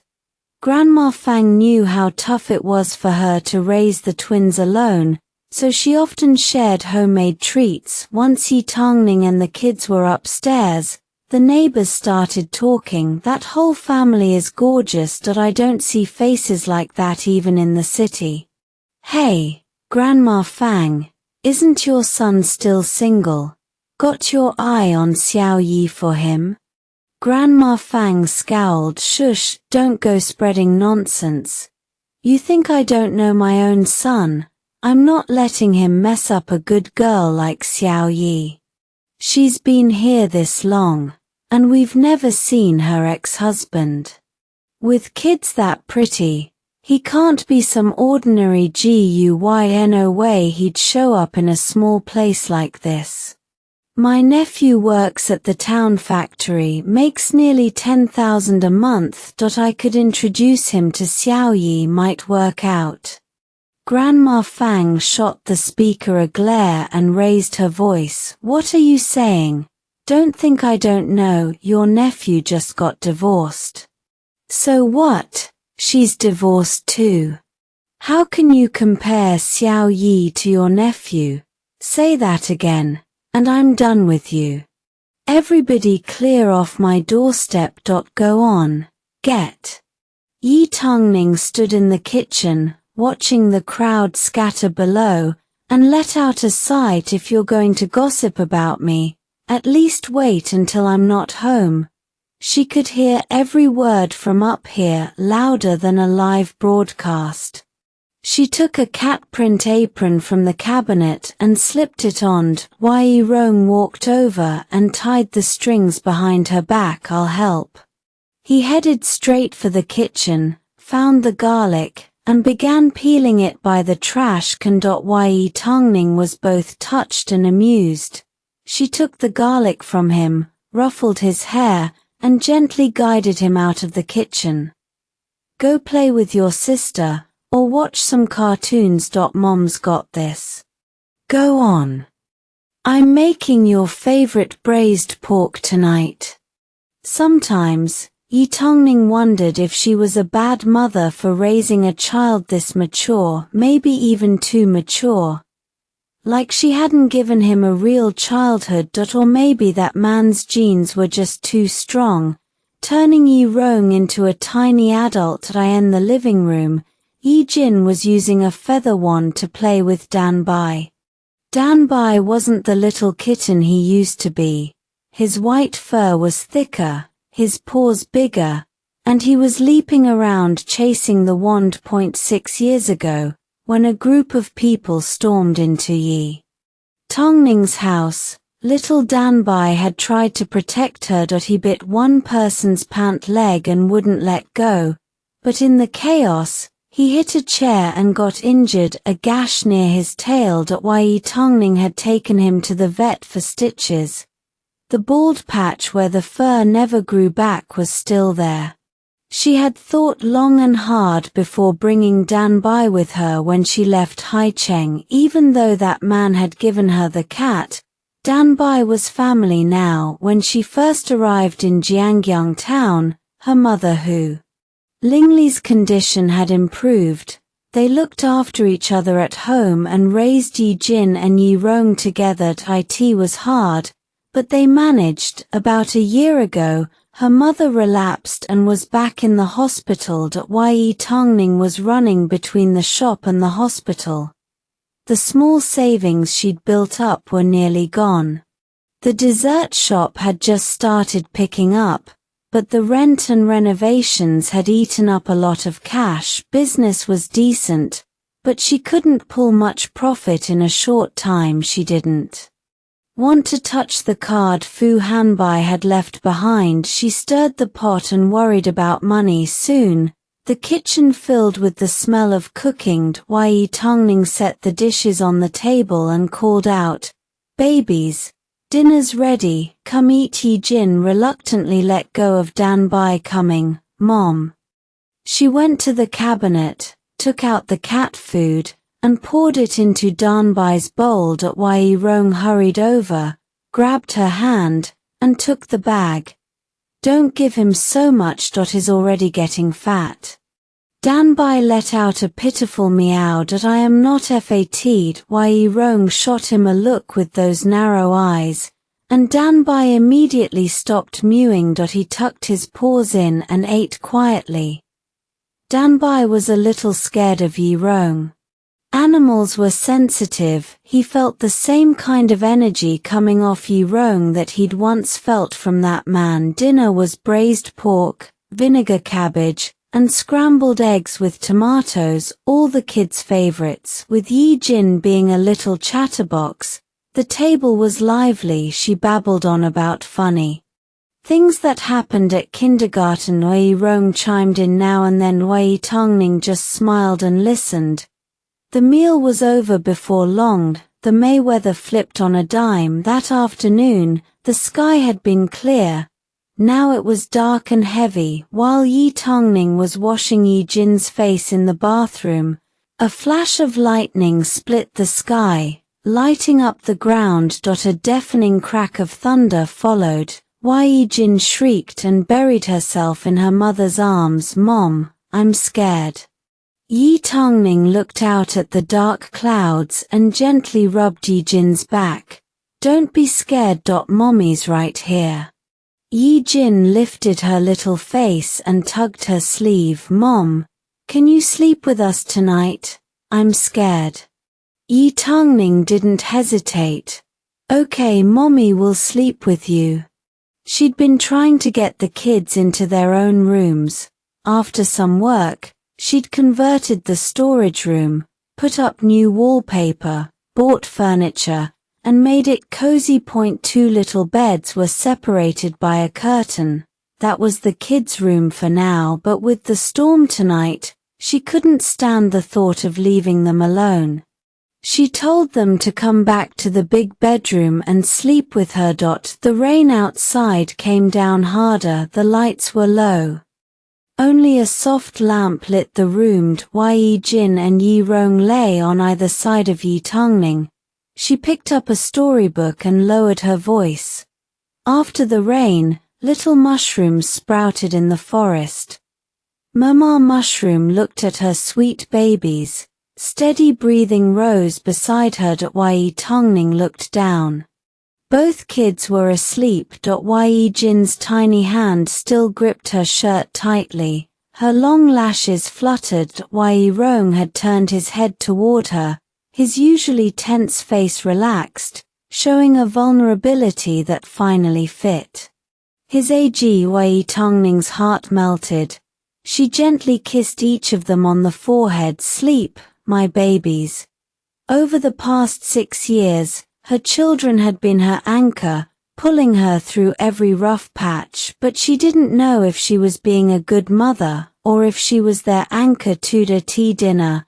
Ye Jin had mentioned that some kids at kindergarten teased her for not having a dad. The memory made Ye Tangning's head droop. She tried to fill that gap, but it wasn't enough. Her lashes lowered, and she got lost in thought. Should she really think about giving them a father? Just then, another thunderclap hit. The kids stirred, frightened. Ye Tangning pulled them closer. Don't be scared. Mommy's here. At the same time, Haicheng City Center, top floor of the Dihao Hotel. A thunderclap jolted Fu Hanbai out of a nightmare. His face was slick with cold sweat. He gasped for air, taking a long moment to ground himself. Why was he dreaming of that woman again? Fu Hanbai dreamed of her again that night. He knew it was a dream, but he had no control over the version of himself inside it. Once again, he saw that familiar silhouette. That woman, from behind. The emotions flooding through him were impossible to separate. Anticipation, relief, or guilt and regret, but she had come to him again. 6 years had passed. Her face hadn't faded. If anything, it had only grown sharper. She turned toward the man behind her, and a radiant smile bloomed across her face. Fu Hanbai knew that smile was meant for a Bai. Never for him. He watched the dream version of himself wrap his arms around her from behind, pressing a kiss to the curve of her neck. He felt the softness of her hair, the faint scent that clung to her skin. The dream him held her like a man starved, breathing her in as if she were the only thing keeping him alive. She laughed and kissed him back. Their bodies brushed through thin fabric, heat building between them. In bed, Fu Hanbai shifted, one knee bending just. As they were about to cross that final line, she started to cry. The dream him kissed her tear-streaked eyes and tasted thick, metallic blood. She was weeping blood. Then blood pooled beneath her, soaking into the sheets. The dream him reached for her in desperation, watching her agony. Unable to speak, she kept murmuring, "My baby, my baby." Then she stretched her hand toward him. Thunder crashed. Fu Hanbai woke. Another flash of lightning split the dark, illuminating the sharp planes of his face. He let out a slow breath, propping himself up on one arm, a bitter smile tugging at his lips. 6 years gone. Fu Hanbai had shed his youth. All his sharp edges now turned inward. He spoke less and less, but more and more people feared him. All those years, in the dead of night, He had asked himself the same question. Do you regret it, Fu Hanbai? Do you regret letting that woman walk away? Do you regret making her get rid of the child? At first, he had been so sure of himself that he was Fu Hanbai, the man who took over the family business at 22 and built one empire after another, that he never regretted anything. Besides, he'd lost his memory. Why would he keep some stranger at his side, let alone her child? In Haicheng, plenty of women wanted to have his baby. Ye Tangning was pretty, sure, but her family background and education didn't even register. Just because Ye Tangning had helped him when he was injured, he was supposed to marry her. Fu Hanbai's pride wouldn't allow it. And he didn't remember a thing. 6 years later, on this rainy night, Fu Hanbai, now 28, answered that question again. He couldn't give a straight answer anymore. He hesitated. Maybe 6 years of those late-night dreams had already given him the answer. He just refused to admit it. He forced himself up and walked to the balcony outside. The trees swayed in the wind, leaves flipping in the gusts. Rain came down in sheets, like silver pellets, as if trying to wash the world clean. He showered, wrapped a towel around his waist, and didn't bother drying his hair. He grabbed a bottle of whiskey and sank onto the sofa against the balcony wall. The more power he consolidated at Fu Corporation, the heavier the pressure. For the past few years, he'd been living on the top floor of the Imperial Hotel. Nearly 2 years now. The hotel didn't normally allow extended stays, but 2 years ago, Fu Corporation acquired its parent company. Now, the Imperial was practically his second home.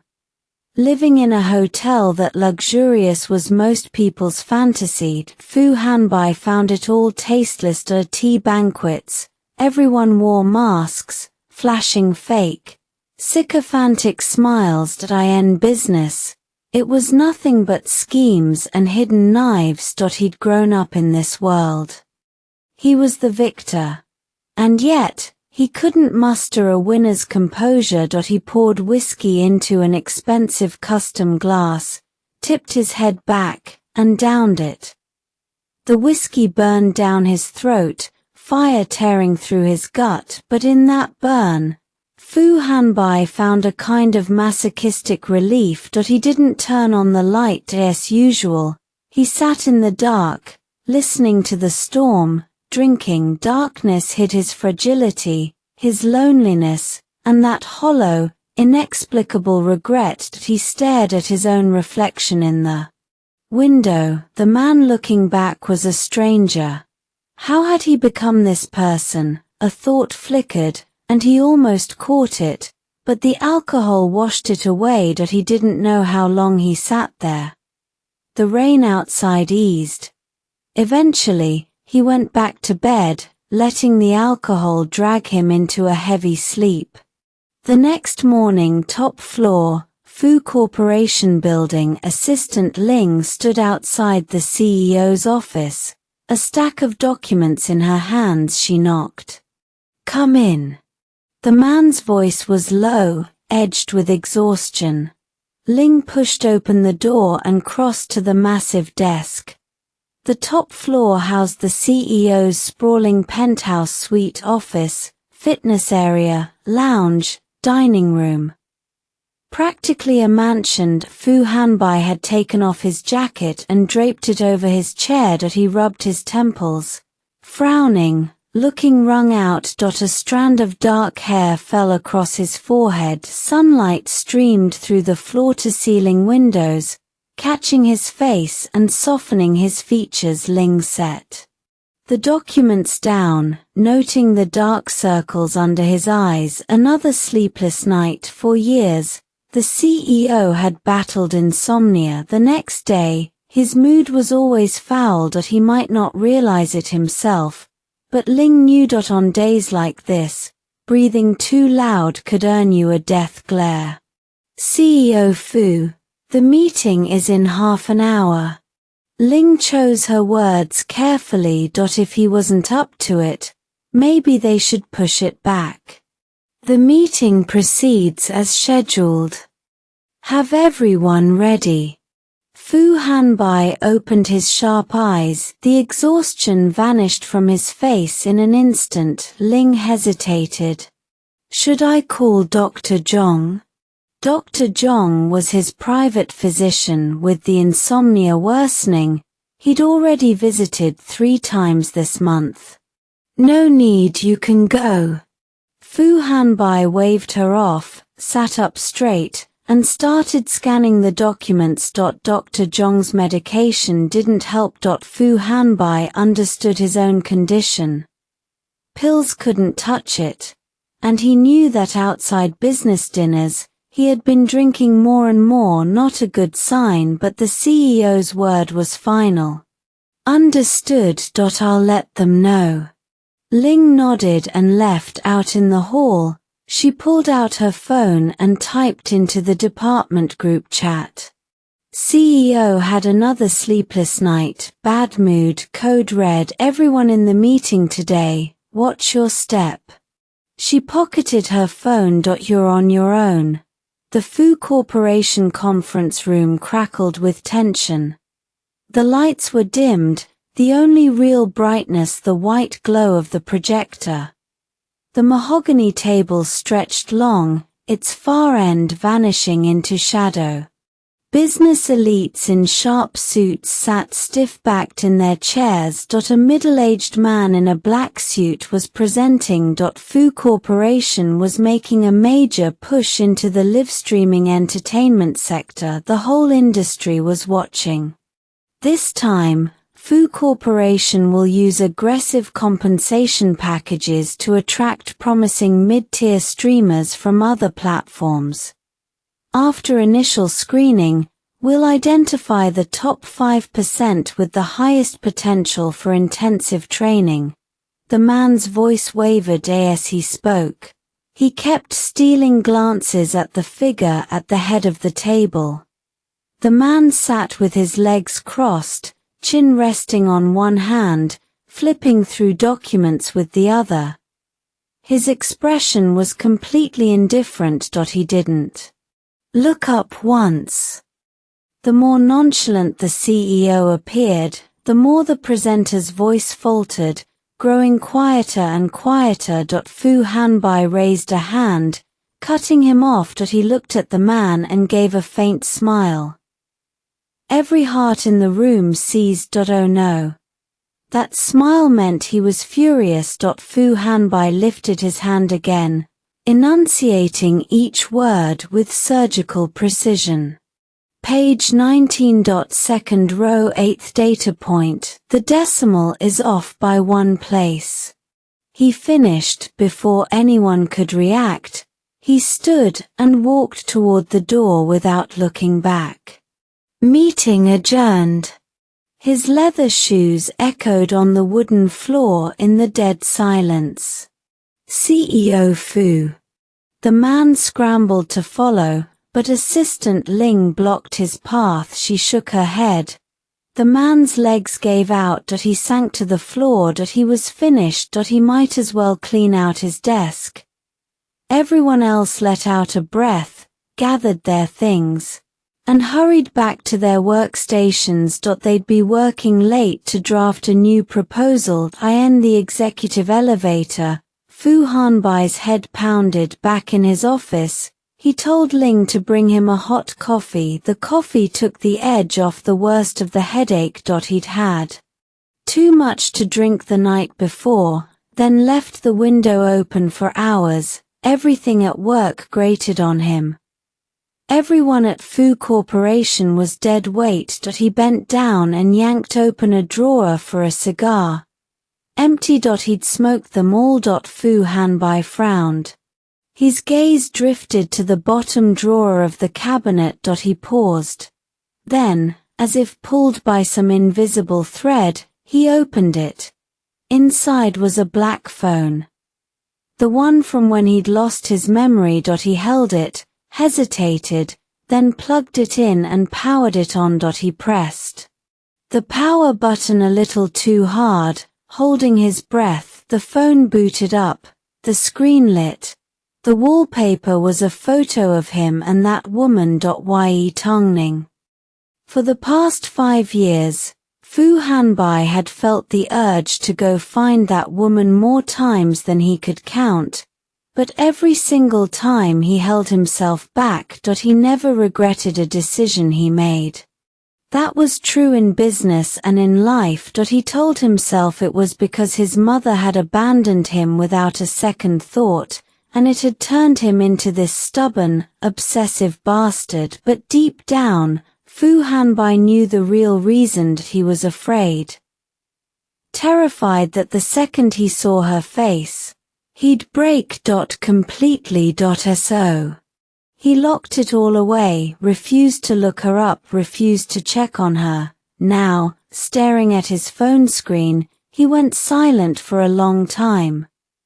Seeing her again, it was familiar and strange at once. In the photo, the two of them sat on a floral print sofa. Fu Hanbai remembered that when he lost his memory, he'd slept on that very couch. The irony wasn't lost on him. At home, he slept on a custom-designed bed with $1 million Hason's mattress, but looking at that worn sofa stirred something in his chest. A strange, aching nostalgia. In the picture, Ye Tangning was laughing at something, beaming at him, 2 tiny dimples flashing. And he had one arm curled around her slender waist, the other hand holding up the phone, leaning in to press a kiss just below her ear. It was only a profile, so Fu Hanbai couldn't make out the expression, but he knew he was happy. So this was how they used to be. He studied the image, him, but not him. A disconnect settled in, unsettling. That phone was like Pandora's box. He knew the second he opened it, something out of his control would shift. He couldn't stop himself. With trembling hands, he unlocked it. He went straight to the gallery. Every single picture was of Ye Tangning, her chopping vegetables in the kitchen, curled up on the couch, knitting, sleeping in bed, watering plants on the balcony, and dozens of the two of them together. The owner of this phone clearly wasn't a great photographer. A lot of the shots were out of focus, a little soft, but the love he felt for her was undeniable. So thick it practically spilled off the screen. He must have been crazy about her. Didn't want to miss a single moment. Had they really been that close? In just a few months, he'd fallen that hard. Fu Hanbai reached out, his thumb brushing over the delicate face on the screen. She was saturated with love, radiating a vibrancy that came from somewhere deep inside. A wild, uncontrollable impulse tore through him. He wanted to bring her back, pull her into his arms and keep her there.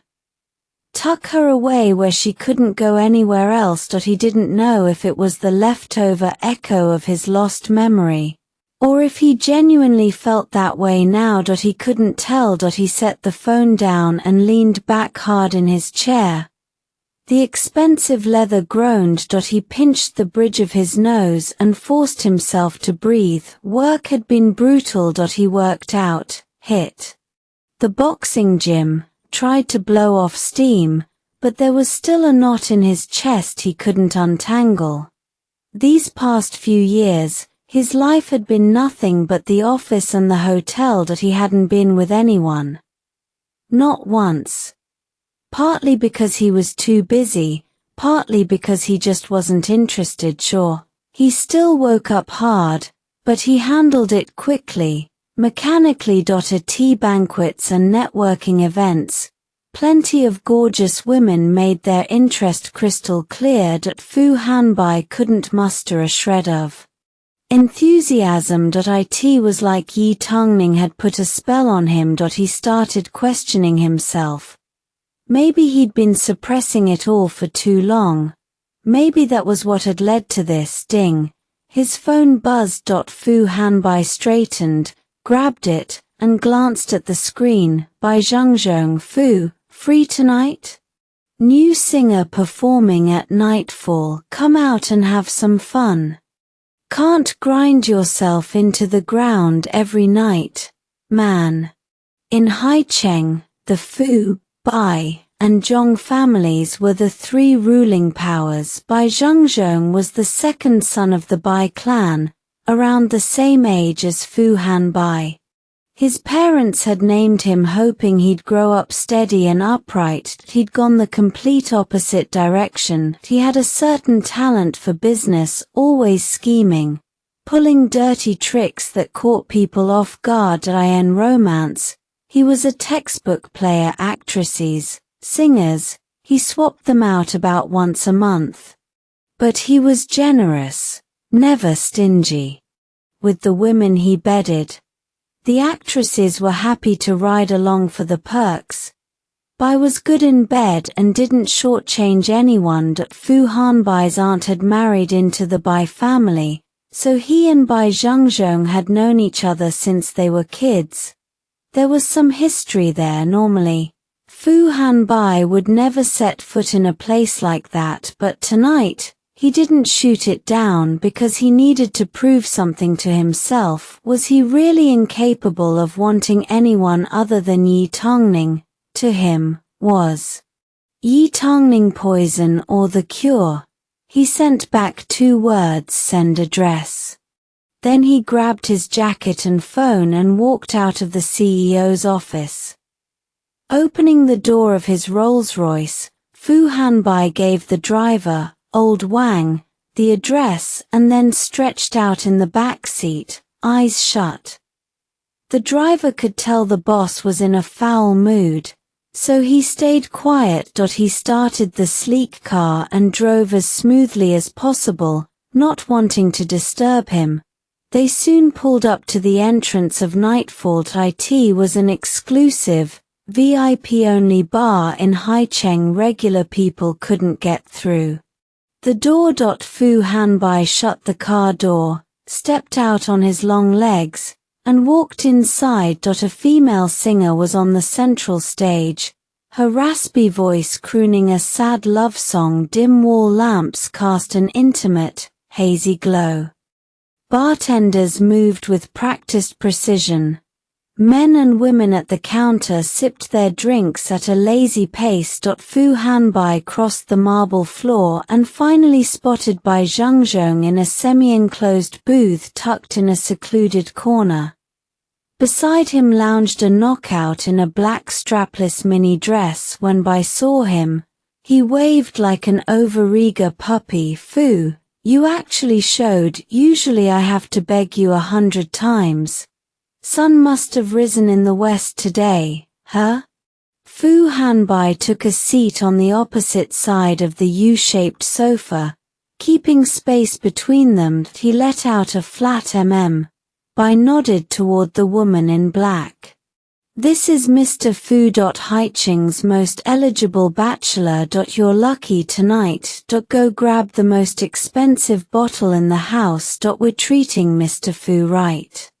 The priciest bottle here was well over $1 million. The woman hesitated. Bai shot her a look.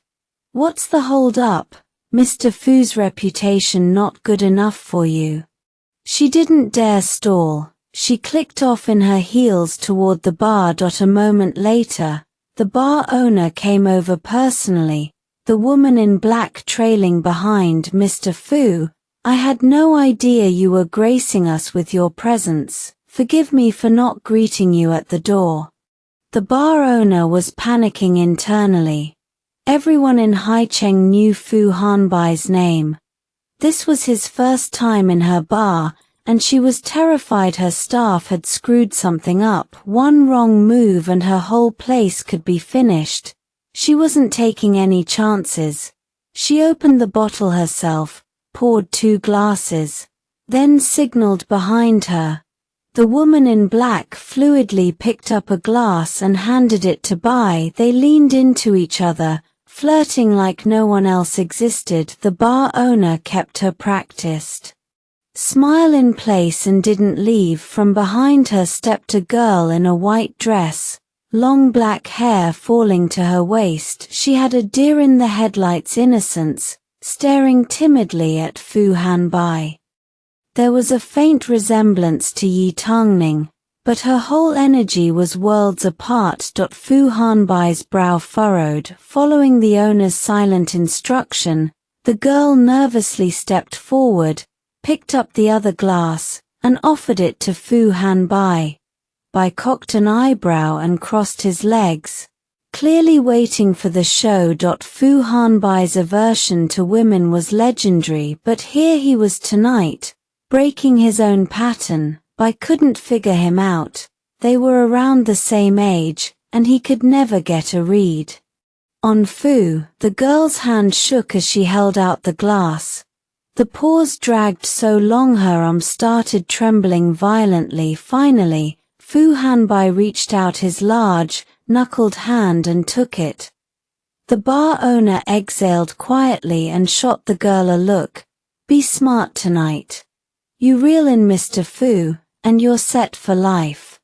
The girl had heard the rumors. She stole a glance at his cold, cut-glass profile, and her eyes dimmed. In the end, she only dared to sit at a careful distance. The crystal glass held liquor that shimmered like liquid gold. What was inside was worth far more. Fu Hanbai lifted the glass, swirled it, but didn't drink. He stared into the distance, dark eyes unfocused and unreadable. "What the hell am I doing here?" he thought. Bai's circus, the owner's fake smile, the perfume of the girl beside him. Everything about it irritated him. His low voice was richer than the finest wine. "How old are you?" The girl in white startled, then realized he was talking to her. 20. Fu Hanbai's expression didn't shift. "You should be in school." She dropped her head shyly, trying to inch a little closer. "Open another bottle of that same label. Put it on your commission." Her eyes went wide. Was Mr. Fu actually interested in her? But his next sentence shattered it. "Leave." "Short, absolute, Mr. Fu. He cut her off without even looking at her. "Leave." The command drained the color from her face. She didn't linger, picked up her skirt and fled. Fu Hanbai set the glass down and pulled out his phone. Bai, watching, slipped a card into the black dress woman's cleavage, gave her a suggestive smile, and waved her away. She winked and left.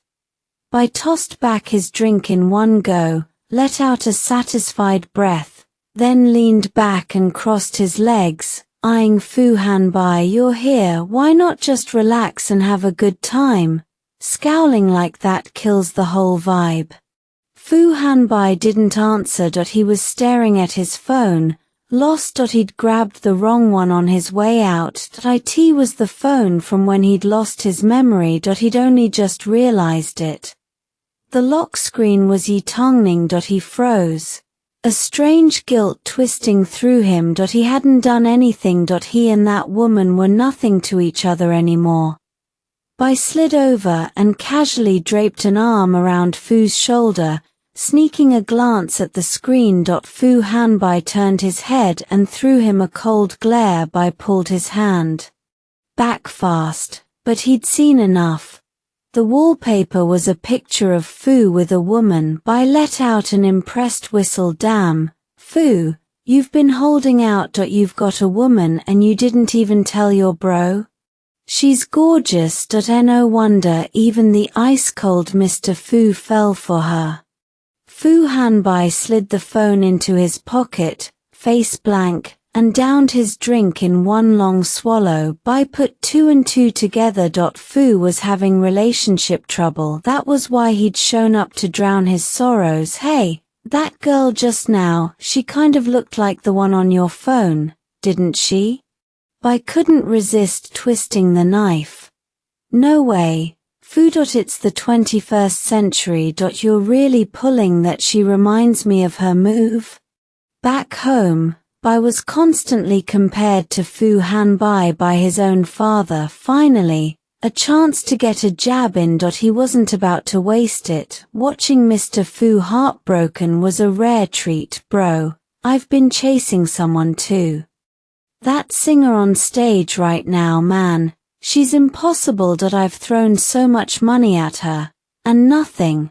Fu Hanbai had zero patience for his boring romantic sagas. He pressed his teeth against the roof of his mouth, voice like ice. Shut up. Before Bai could react, Fu grabbed his coat and stood to leave. Hey, where you going? I wasn't done talking yet. Outside, the cool night air cut through the buzz in Fu's head. He opened the car door and said flatly, "Back to the hotel." He stretched out in the seat, pressing at his temples. The vein in his forehead throbbed as he replayed the scene. He must have lost his mind to walk into a place like that, or maybe he'd caught Bai's stupidity. He needed to stay far away from him from now on. Old Wang drove in silence, wondering how the boss's mood had gotten even worse. Back at the hotel, Fu Hanbai didn't turn on the lights. These days, he preferred the dark. He lifted his suit jacket and sniffed it, alcohol and cheap perfume. He grimaced, yanked at his tie in frustration, and threw the $1,000 custom suit straight into the trash. Then he went into the bathroom and took a shower. Night settled in. The moon hung like a luminous pearl, its silver glow washing softly over everything, wrapping the world in something quiet and still. A few stray clouds drifted past, scattering faint light across Fu Hanbai's face. The night breeze stirred the curtains. He shifted on the bed, restless, sweat beading on his forehead, his breathing growing rougher. On the pristine white bed lay a girl as pure as snow. Her neck, shoulders, the dip of her waist, the curve of her hips, every line a flawless arc. Her skin was fair, flawless as fresh snow, so delicate that touching her felt like a risk, like she might shatter beneath his fingers. Ink black hair spilled across her waist, as if someone had splashed dark ink on white paper and let it bleed into an abstract landscape. Fu Hanbai's throat went tight. His hands moved on their own, rough fingertips brushing. That smooth, satin skin. It was softer than the finest silk. He felt her tremble under his touch. He pressed a kiss to the place where her shoulder blades twitched like butterfly wings, his voice lower and gentler than he'd ever heard it. Don't be afraid.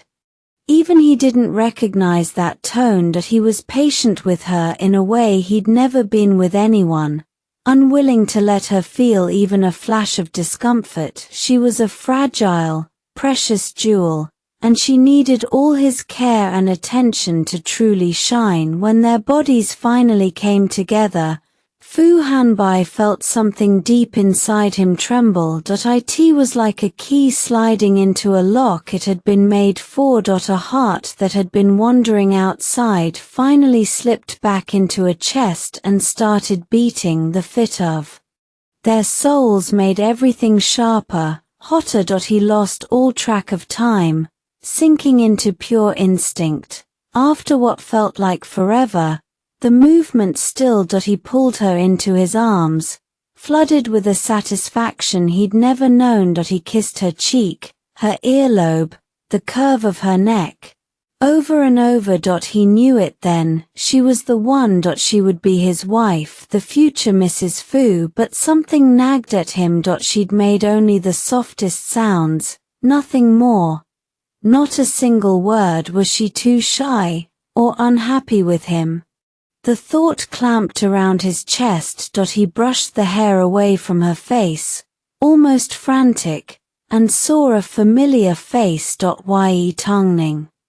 Fu Hanbai froze. Ye Tangning gave him a small smile, then sat up to leave. Don't go. He lunged forward, but the girl who'd been warm and real in his arms dissolved into a cloud of blue butterflies, streaming out the open window. He scrambled across the bed, grabbing at nothing. The summer breeze stirred the curtains, stirring ripples in his chest. Fu Hanbai woke up. He lay there a long moment, realizing it was just a dream. Or maybe it wasn't, maybe it had actually happened during those lost days when his memory was gone. The feeling was too real, too perfect. He'd never experienced anything like that in real life. How could he have dreamed it? A low laugh slipped out of him. A faint smile, then bigger, the sound filling the top-floor suite of the Imperial Hotel. The answer was painfully obvious. How had he not seen it when he was right in the middle of it all? His body was addicted to Ye Tangning, and now, he was going to set things right. He was going to find her and bring her back. Fu Hanbai checked his phone. Not even 7 in the morning yet. He sent a message to a contact with no name stored. Send me Ye Tangning's exact address. He paused, then added, and make it fast. That private investigator had been in his contacts for over a year. He'd never been able to make up his mind before. Then he called Assistant Ling. The phone rang and no answered. He tapped his fingers against the desk, the sound echoing in the empty hotel room. Just as his patience was about to crack, the line clicked. Mr. Fu? Ling Qian's voice came through. She'd been making breakfast and hadn't heard the phone at first. When the caller ID lit up, she froze, then answered with a knot in her stomach. Why was he calling at this hour? I'm not coming to the office today. Reschedule all meetings. Ling Qian was confused, but she didn't dare question him. Yes, Mr. Fu. Ever since Fu Hanbai took over as CEO of Fu Corporation, he'd been at his desk by 8 o'clock every single day. The rest of the staff came in at 9, but the boss was always an hour early, intimidating and relentless, year after year, rain or shine. Never late. So what could be so important today? She stared at her phone, completely baffled. Fu Hanbai hung up, smoothed the black silk of his pajamas, and headed to the bathroom for a shower. The company paid top dollar for talent. They weren't just collecting paychecks. Fu Corporation would run fine without him for a day, but Fu Hanbai without Ye Tangning, he felt like a machine rusting, barely holding together. He needed to find her. Not a second to waste.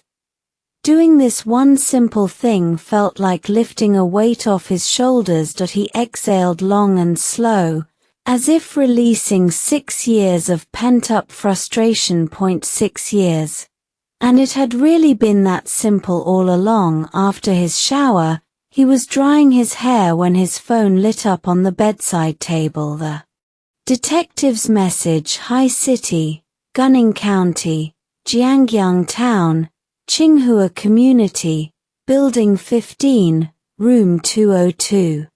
The blue glow reflected in Fu Hanbai's dark eyes. He stared at the address without blinking.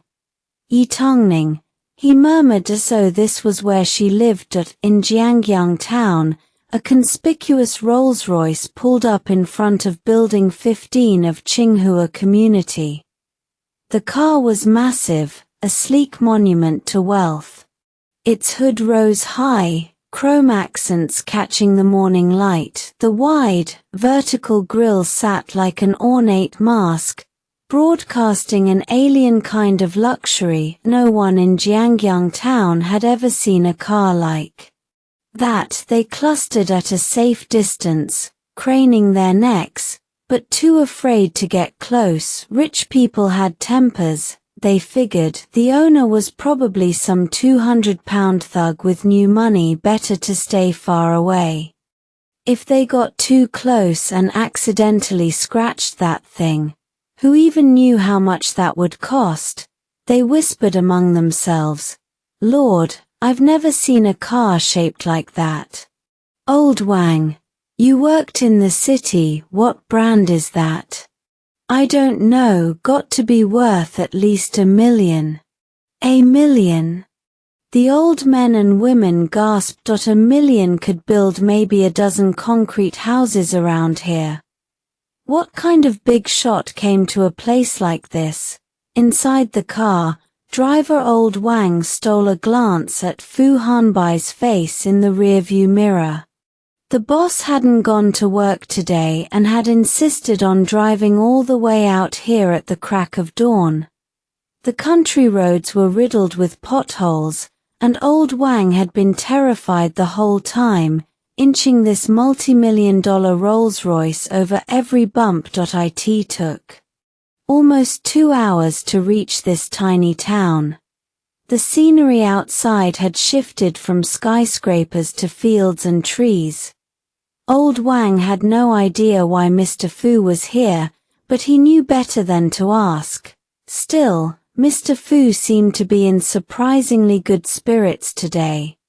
Not like the past few days, when the air around him had been so heavy you could choke on it. If the road got rough back then, his face would darken instantly. But today, even though old Wang drove as carefully as anyone could, there were still bumps, and Mr. Fu didn't seem annoyed at all. He just stared out the window, lost in thought. Fu Hanbai felt the driver's stare and snapped a sharp look his way.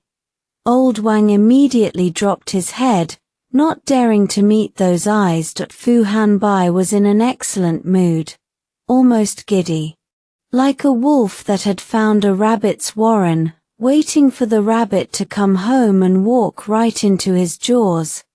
The wolf would open wide and snatch the poor little rabbit back to its own den. He knew patience was key right now. Spooking the prey was not an option. Imagining Ye Tangning's reaction later, a smile curved his lips. Any woman would be overjoyed to learn she could become the next Mrs. Food. He wasn't in a rush. He had the whole day for Ye Tangning. Fu Hanbai crossed his legs and leaned back into the soft leather seat. He looked out the window. The blue sky stretched into infinity. White clouds tumbled like waves, slowly shifting shapes. The entrance to Hua Hua Kindergarten buzzed with the usual morning chaos. Teachers greeted the arriving kids at the gate, little bundles of energy swarming them with squeals and giggles. A few children still clung to their parents' sleeves, refusing to let go. Ye Tangning smoothed the straps on Yi Jin and Yi Rong's backpacks, then pressed a kiss to each of their cheeks. She watched them walk through the gate. "Go on, baby. Be good. Mom will be waiting at the usual spot. Listen to your teacher." "Bye, Mom." Yi Jin waved a tiny hand. Yi Rong took his sister's hand and gave Ye Tangning a steady nod, his silent promise that he'd keep an eye on Yi Jin so she didn't have to worry. Once they disappeared inside, Ye Tangning stepped aside and caught their teacher's attention. Her expression was serious. "Teacher Zhong, Yi Jin and Yi Rong told me that a kid in their class, Erfeng, has been teasing them about not having a dad." She kept her voice calm but firm. "I know kids say things without meaning harm, but this has really affected my children. It's also setting a bad example. Could you please look into it? Also, help me get in touch with Erfeng's parents. I'd like to talk to them face to face and sort this out." Teacher Zhong knew this mother looked gentle but wasn't someone to cross. She bowed apologetically. "I'm so sorry, Mrs. Ye. We dropped the ball on this one." She hesitated, then added reluctantly, "Actually, Erfeng's parents have been trying to reach you too after the incident." Yi Rong kind of talked Erfeng into tears. In the kindergarten's junior class, nobody dared mess with Yi Jin and Yi Rong anymore. Ye Tangning hadn't seen that coming. Somehow her kids had gone from victims to tiny terrors overnight. Then again, with their personalities, they were never the type to take a hit lying down. She gave Teacher Zhong an awkward smile, confirmed a meeting time with Erfeng's parents, and hurried home in a daze. She'd have a serious talk with Yi Jin and Yi Rong later. The streets were busied as she walked. Her right eye started twitching. Her heart beat faster. A bad feeling crept over her. It hit full force when she spotted the gleaming Rolls-Royce parked in front of her apartment building. The car was completely out of place in this neighborhood. Her breath caught. She stood frozen. The only person she knew who could afford that car was the man who'd vanished 6 years ago. While she was still reeling, the front door of the Rolls-Royce opened. A middle-aged man in a crisp black business suit stepped out. His hair was slicked back perfectly, and his whole presence screamed big city. He wasn't from Jiangyang town. He bowed respectfully. "Miss Yi. Mr. Fu would like a word." Her heart slammed against her ribs. It was him. The man who'd disappeared from her life 6 years ago. Why now, out of nowhere? Emotions swirled, confusion, anger, fear. Then a terrifying thought hit her. Did Fu Hanbai know about the twins? Was he here to take them away? Once the thought took root, it spread like wildfire. That had to be it. He'd come to take her children. The May sun was already warm over Jiangyang town, but Ye Tangning shivered like she'd been plunged into ice. Fu Hanbai was perfectly capable of something like that. 6 years ago, he'd made her sign that agreement without a shred of warmth. When she didn't move, the man gestured again. "Miss Yi, please." The tinted rear window of the Rolls-Royce rolled down just a crack. A low, deep voice drifted out. "Miss Yi, if you'd rather discuss this out in the open, I'm fine with that too." The voice was thick and commanding, like smoke filling a room, impossible to ignore. She glanced behind her. A cluster of elderly neighbors had gathered, whispering and pointing. They'd been speculating for a while, never guessing the car had anything to do with her. The guy in the car must be her ex-husband, right? Looks like it. If her man is that rich, why'd he come to a dump like this? Who knows, rich guys play around, probably had side pieces. She couldn't take it, so they divorced. He didn't even visit for years. She raised those 2 kids all by herself. Must have been hard. Their chatter grew louder, the rumors wilder. When they noticed Ye Tangning staring, they fell silent, but nobody left. She didn't want to escalate this and wreck the peaceful life she'd built.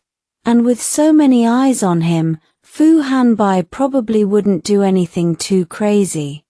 Almost as if reading her mind, the rear door of the Rolls-Royce swung open automatically. Heart-pounding, she got in. The middle-aged man stayed outside, standing guard like a statue. Inside, the car carried a faint, expensive scent. Ye Tangning sank into the soft leather seat. She turned to look at the man lounging on the opposite side, eyes closed, resting. He wore a tailored Dior suit that hugged his powerful frame. His hands were folded on his long legs. Even without moving or speaking, He radiated an overwhelming presence, like an invisible force demanding awe and submission. That presence came from raw power. 6 years had stripped Fu Hanbai of every trace of youth. He'd become more composed, more restrained. To Ye Tangning, he felt even more like a stranger. The rabbi she'd once known was completely gone. His eyes snapped open and locked onto hers. There was scrutiny, confusion, and layers of emotion she couldn't read. Fu Hanbai studied the woman who'd haunted his dreams for years. Time had left no mark on her face, only added a mature allure. He still couldn't figure out what magic she had that made him fall for her at first sight 6 years ago, and then keep her in his heart all this time. As she sat down, he reached out almost involuntarily, wanting to touch the soft, fair skin of her cheek. He'd imagined that feeling 1,000 times. Now it was right there, within reach. Ye Tangning frowned and jerked her head away. Her voice went cold. Mr. Fu, keep your hands to yourself. Fu Hanbai's hand froze midair. Realizing he'd overstepped, he covered his mouth with that same hand and coughed lightly. He cleared his throat. Miss Ye, how have you been these past few years? Ye Tangning didn't know what game he was playing. Her tone was sharp. No need for you to concern yourself, Mr. Fu. I've been perfectly fine. After telling her to never show her face again 6 years ago, now he wanted to act like an old friend. If you came all this way just to say that, I don't have time for it. My time may not be as valuable as yours, but I don't waste it on people who mean nothing. She didn't want to drag this out. She moved to get out. Maybe he still didn't know about the kids. The more she talked, the more she risked exposing them. Just as she reached for the door handle, a large hand grabbed her wrist from behind. She just stood up, off balance. The sudden yank backward made her stumble. She landed flat on the man's lap. He let out a muffled grunt. She shot up like she'd sat on fire, pushing away and scrambling back to her seat, but he kept his grip on her wrist, tight as a lock. Furious and embarrassed, she tried to shake him off. His hand was welded on. Let go. What do you want? His voice was hoarse, his dark eyes bored into hers. Tangning, come back with me. She let out a bitter laugh. And who are we to each other now? Why would I go back with you? 6 years ago, you threatened me never to show my face again. Now you want me to come back? Are you playing house, Mr. Fu? The air around Fu Hanbai turned heavy and dark. Don't argue. She was done talking. This man never listened, not then, not now. He only cared about what he wanted.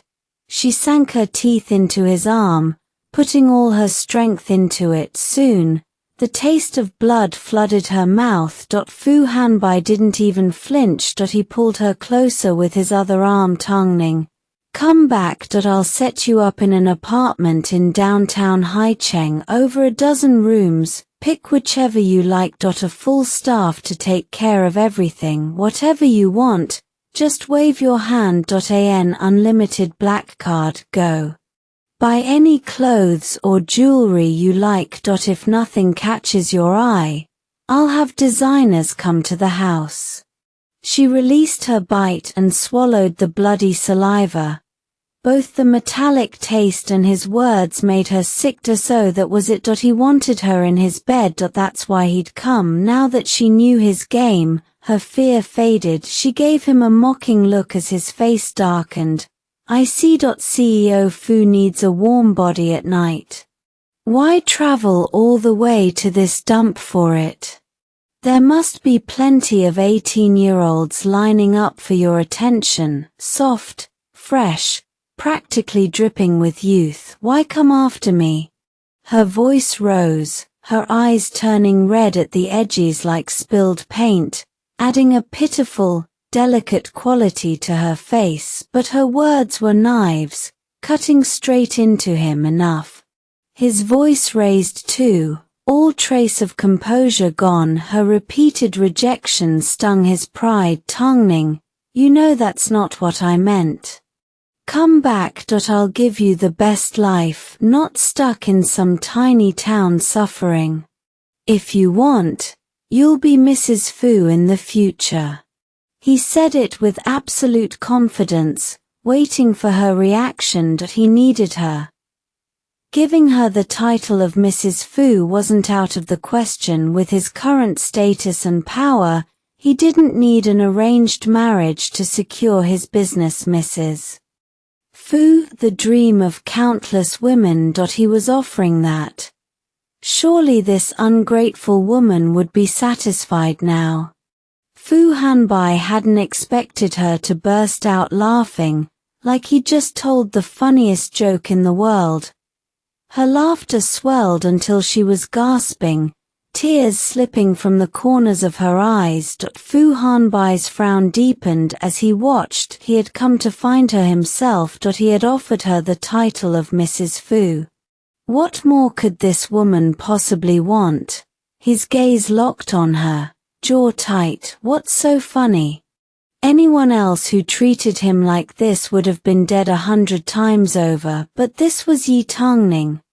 The only person for whom Fu Hanbai kept lowering his bottom line. Outside the car, the middle-aged driver heard the noise and edged farther away, head down. He never imagined he'd hear a woman speak to President Fu like that. He was hearing things he definitely shouldn't be. Sometimes knowing too much gets you killed. Ye Tangning's laughter finally died. She rested her hand on the back of the front seat. Fu Hanbai, do you honestly think every woman wants to be your Mrs. Fu?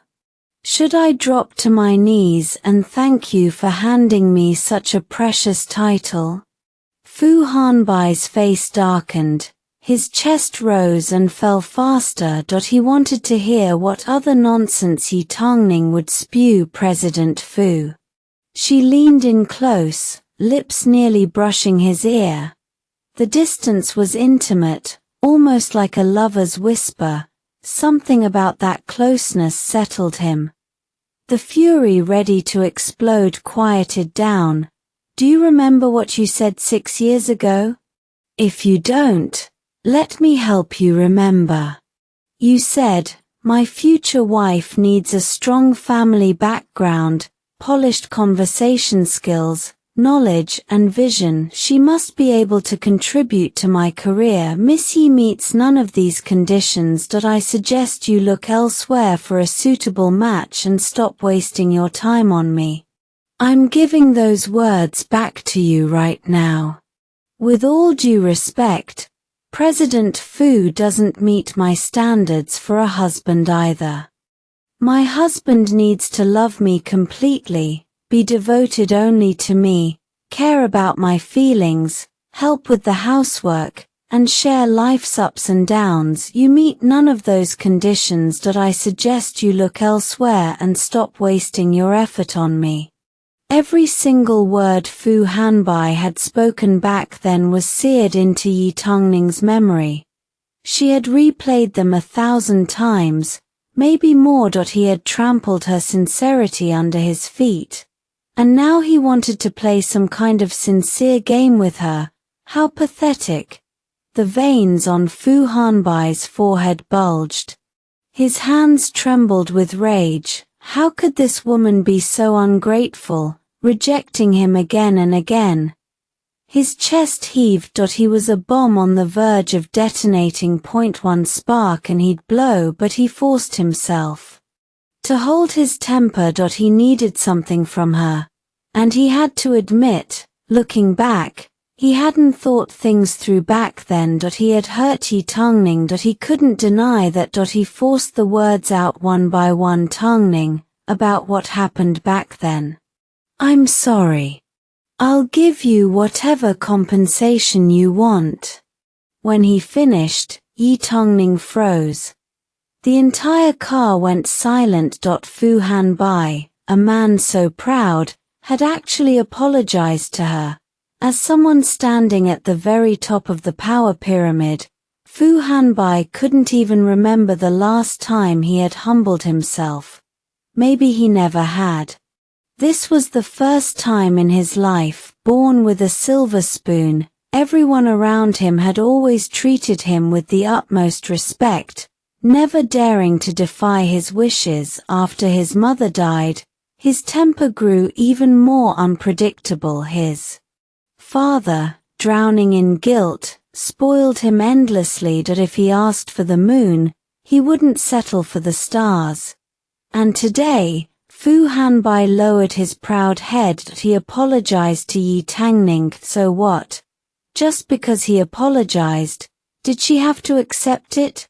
Ye Tangning turned her head away, refusing to look at his face. The moment she woke up in that hospital bed, her heart had died. In the first few months after she moved to Jiangyang town, she used to think about him sometimes. She'd wonder if he might suddenly appear at her door and say, "Tangning, I'm here to take you home." Then she and the children would run to him, and the three of them would live happily ever after. Flowers bloomed and withered. Time passed. Ye Jin and Ye Rong grew from babies in swaddling clothes into big kids who said they wanted to protect their mother. But that man never showed up. Not when Ye Tangning was in pain after giving birth, the wound still aching. Not when she was drowning in postpartum depression, lost and hopeless. Not when she was feeding the baby with one hand while worrying about her mother's illness with the other. It was always just Ye Tangning, alone. And where was Fu Hanbai? At some business dinner, enjoying his high-class life, or in some sweet paradise of his own. Ye Tangning didn't want to think about it. She didn't dare. Because just thinking about it hurt like knives slicing into her skin. Too late. One empty apology could never equal everything Ye Tangning had endured over the past 6 years. She knew Fu Hanbai too well. He wasn't truly sorry. He apologized because it was the most cost-effective move right now. That was the only reason. Why Ye Tangning's eyes turned red, her lashes trembled as she looked at the man in front of her. Her voice was so soft it seemed like it might scatter in the wind. "Fu Hanbai, do you love me?" Fu Hanbai had never asked himself that question, or maybe he had never imagined Ye Tangning would reject him. He thought she would wait wherever he'd left her. He never expected they would drift so far apart, so far that even when Fu Hanbai stretched out every ounce of his strength, he couldn't reach her.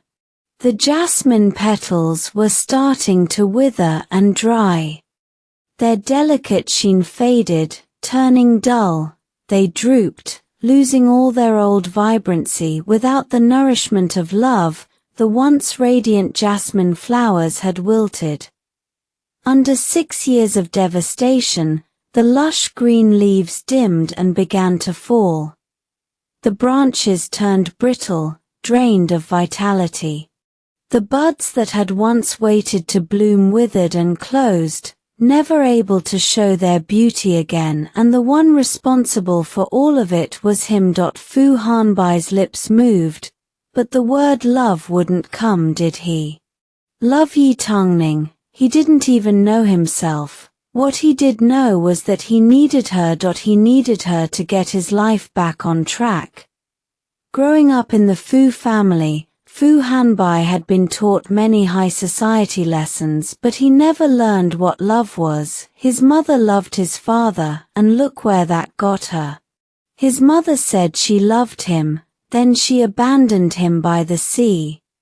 His father said he loved his mother, but he kept bringing different women home, sleeping with them in the bed that was supposed to belong only to her and him. That was when Fu Hanbai learned love was the cheapest thing in the world. It was a weakness. He didn't need something like that to live well. That belief had held true for all 28 years of his life. He watched people around him get tangled up in so-called love and romance, unable to pull themselves free. He always sneered at them. That was why, 6 years ago, he'd been so afraid or so ruthless in cutting off every connection with Ye Tangning. Only Fu Hanbai knew the truth. He had run away. He didn't want to be caught in the net called love. And the balance between him and Ye Tangning, he was always the weaker 1.6 years ago. And still now. Why Ye Tangning saw the look on his face, and she understood everything. A bitter laugh escaped her lips. What had she been stupidly hoping for just now? 6 years. And she still hadn't learned, had she? Without another glance, she turned and opened the door with a sharp click. The car door shut, leaving Fu Hanbai alone inside, unable to snap out of it for a long time. Driver Old Chen didn't dare move. He just watched Miss Ye step out of the car alone, eyes rimmed red. Chen bowed his head toward Ye Tangning. She gave him a quick nod back, then rushed inside the building. He figured the conversation between Mr. Fu and Miss Ye hadn't gone well. Miss Ye wouldn't have walked out with red eyes otherwise, which meant Mr. Fu's mood was definitely in the gutter right now. Old Chen wasn't about to walk in and set him off, so he waited outside a little longer. The sun was warm. A light breeze drifted through. The air in Jiangyang town was actually pretty decent. After a while, he figured Mr. Fu had had enough time to cool down. Only then did he ease the front door open. The second Chen slid into the driver's seat.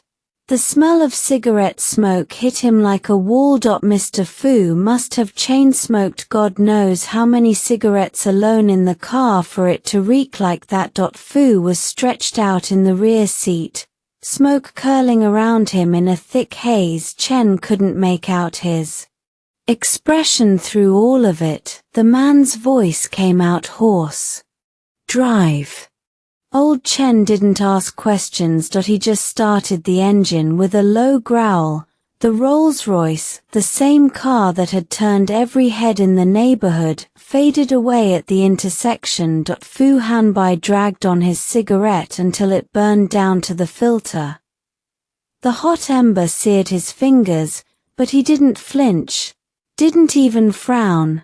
The car pulled farther away. In the rearview mirror, Ye Tangning's apartment building shrank until it was nothing but a speck. After a long silence, Fu spoke again. Uncle Chen, are you married? Old Chen was caught off guard. Why would Mr. Fu ask him that out of nowhere? But he answered honestly. Mr. Fu, my wife and I have been married almost 20 years now. Our kids in high school. Fu kept staring out the window. I see. His chest had been cramping since earlier. Rage still burned inside him, but there was no one to take it out on because the person who'd messed everything up seemed to be him. Fu dropped his gaze. Do you love your wife? That woman of mine. At just the mention of her, Old Chen's stern face cracked into a smile. Who doesn't love their own wife? At our age, saying the word love out loud's a little awkward, but we'll lean on each other for the rest of our lives, you know? So something as simple as love. Everyone else seemed to be born knowing how to do it. Turned out the strange one wasn't Ye Tangning. It was him. Fu Hanbai had swallowed his pride today. He'd apologized to her in the lowest voice he could manage. She didn't budge. Every word out of her mouth felt like carving a piece of flesh off his body. He was furious, he was frustrated, and he was completely helpless. This woman wouldn't bend to softness and wouldn't break under force, but he had no idea how to handle Ye Tangning anymore. His pride wouldn't let him go any further. Whatever the outcome was, this was where it stopped. He and Ye Tangning, they were fated to meet, but not to be together. Just then, his phone rang. Fu pulled it out and glanced at the screen. Wife. Two little heart emojis followed. Ye Tangning fumbled for her key and unlocked the door. The second she stepped inside, her legs buckled. She nearly collapsed right there. The confrontation with Fu Hanbai had wrung every last ounce of strength out of her. She braced one hand against the table while she locked the door with the other. That lunatic Fu had found her address. This place wasn't safe anymore. She dropped onto the big bed and messaged her shop staff, telling them she wouldn't come in today and all the pastry orders were on hold. After that, Ye Tangning let her eyes fall shut from sheer exhaustion. She'd almost forgotten that name engraved on her heart. Over time, the ache had dulled to something bearable.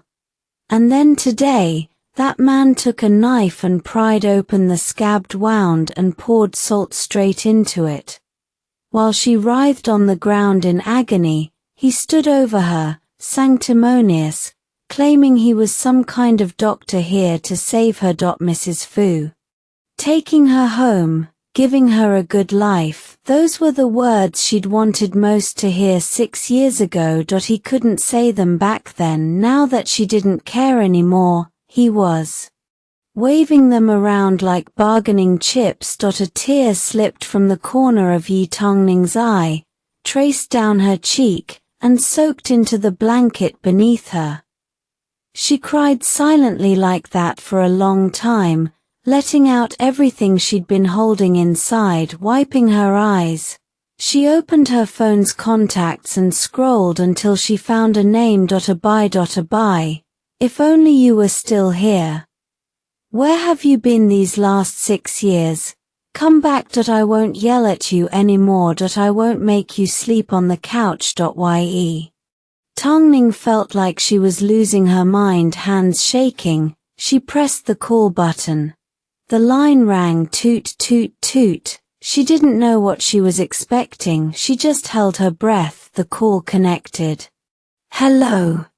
That cold, low voice came through the speaker. It was Fu Hanbai, the man who just left. Tears flooded Ye Tangning's eyes again, blurring everything. She hung up immediately, curling into herself. She broke down completely. That afternoon, outside the kindergarten, Ye Tangning pulled herself together just enough to go pick up Ye Jin and Ye Rong. A few minutes later, the two of them came out holding hands. Ye Jin threw herself into her mother's arms the way she always did. Mommy, I got 2 red flowers today. That's great, sweetheart. Ye Tangning tried to smile for her, tried to sound pleased, but her voice came out hoarse, painfully hoarse. Ye Jin's voice dropped.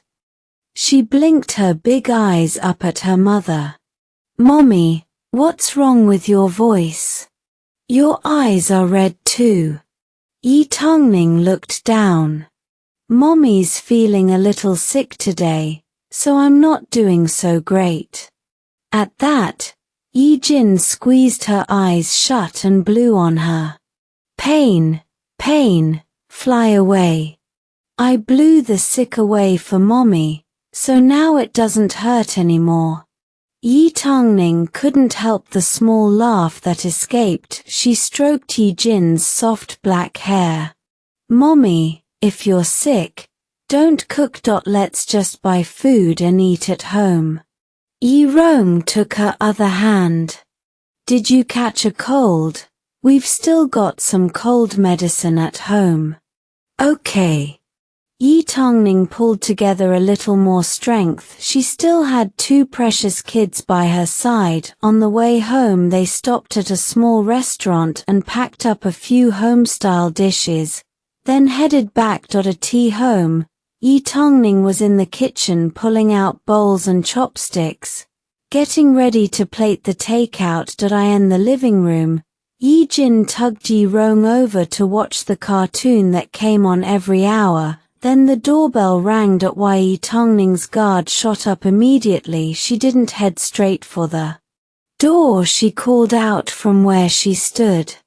Who is it? Please don't let it be Fu Hanbai again. Xiao Ning, it's me. Grandma Fang's voice from the other side. Ye Tangning exhaled in relief and hurried over to open up. The second the door swung open, Grandma Fang grabbed her hand. Xiao Yi, are you okay? Grandma Fang had been visiting relatives all day. When she got back to the building, a crowd had gathered downstairs, buzzing about the morning's events.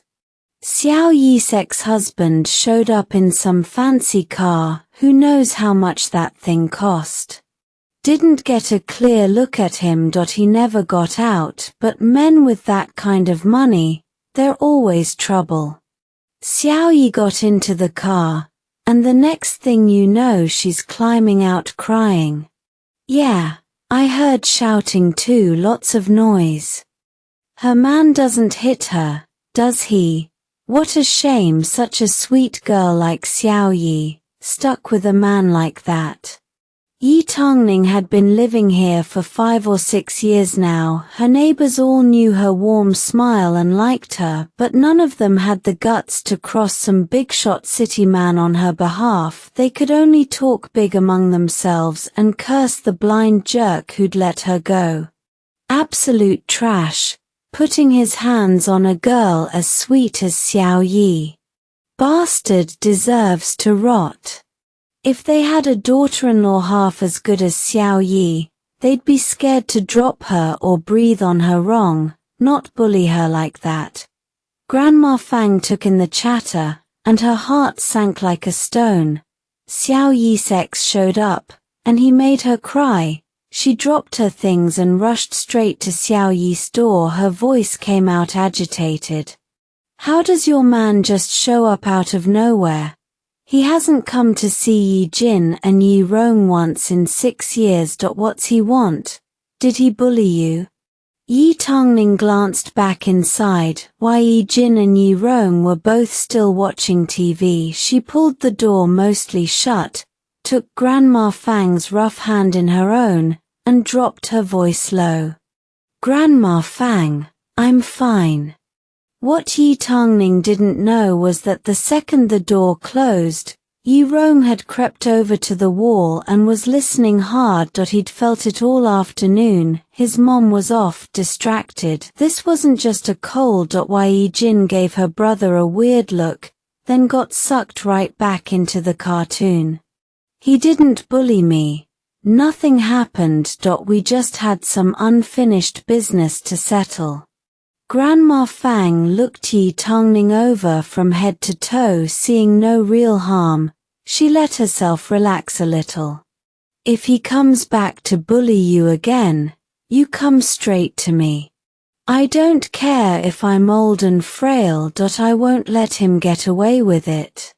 Warmth flooded Ye Tangning's chest. A neighbor, no blood between them, willing to go this far for her. How could she not be moved?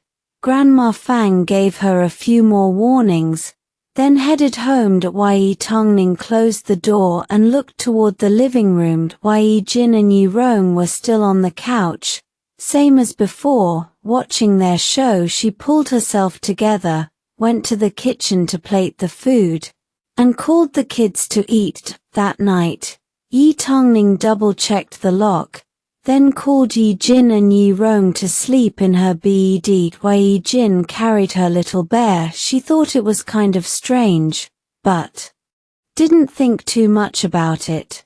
Sleeping with mommy was always better. Ye Rong didn't say a word, like he'd been expecting it. He just went and got his pillow.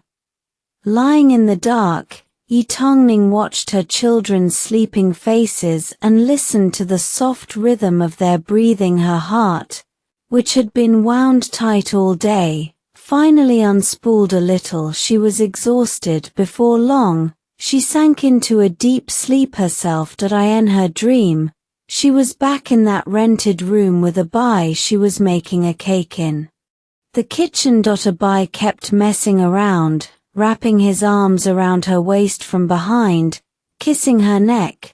She pushed him away and he'd just stick right back, clingy as glue. She couldn't take it anymore. She spun around to scold him. But the person behind her suddenly changed into Fu Hanbai. They had the same face, but Ye Tangning knew immediately which one was which. Fu seized her wrist, his voice cold. "Come back to the Fu family. Be my good wife." She struggled hard. The man in front of her let out a cold laugh. "Ye Tangning, you've got some nerve hiding my children from me. I'm taking them both back to the Fu family." Out of nowhere, men in black appeared. They scooped up crying Ye Jin and Ye Rong and ran. No, those were her children. Ye Tangning chased them, desperate, but she was always one step behind. She ran and ran in that dream, hopeless. "No, no!" She jolted awake. Before she could even catch her breath, she met Ye Rong's worried eyes. "Mommy, did you have a nightmare?" Terrified, she hugged him tight. "Thank God it was only a dream." Ye Rong hugged her back just as fiercely. "It's okay, Mommy. Is it because of Father? He came to see you today." Ye Tangning froze. She pulled back a little and looked into Ye Rong's clear eyes. "How did you know?" "I heard what you told Grandma Fang." So that's when it happened. She cursed herself inwardly. She'd been careless. "Do you know who your father is?" she asked, uncertain. Ye Rong was too smart, always on that computer. She suspected he already knew something. "Yeah. I saw him online." Ye Rong nodded, serious. Ye Tangning's voice turned bitter. "Baby, you know who your father is. You know he's wealthy. He can give you a better life. If someday, just saying, if he comes to take you away." Her voice broke. Just picturing it made her chest seize up. How much longer could she hide her children? With Fu Hanbai's power, if he really wanted to find them, nowhere they ran would be safe. Ye Rong gripped her hand hard. His young voice was full of resolve. "I'm staying right here. I'm not going anywhere. I'll always be Mommy's child."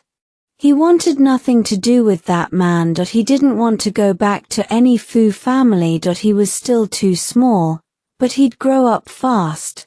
Fast enough to stand against that man, fast enough to protect his mom and his sister. Ye Tangning kissed his little cheek, then leaned over and kissed the sleeping Ye Jin's cheek too. "Mommy will protect you. Now sleep."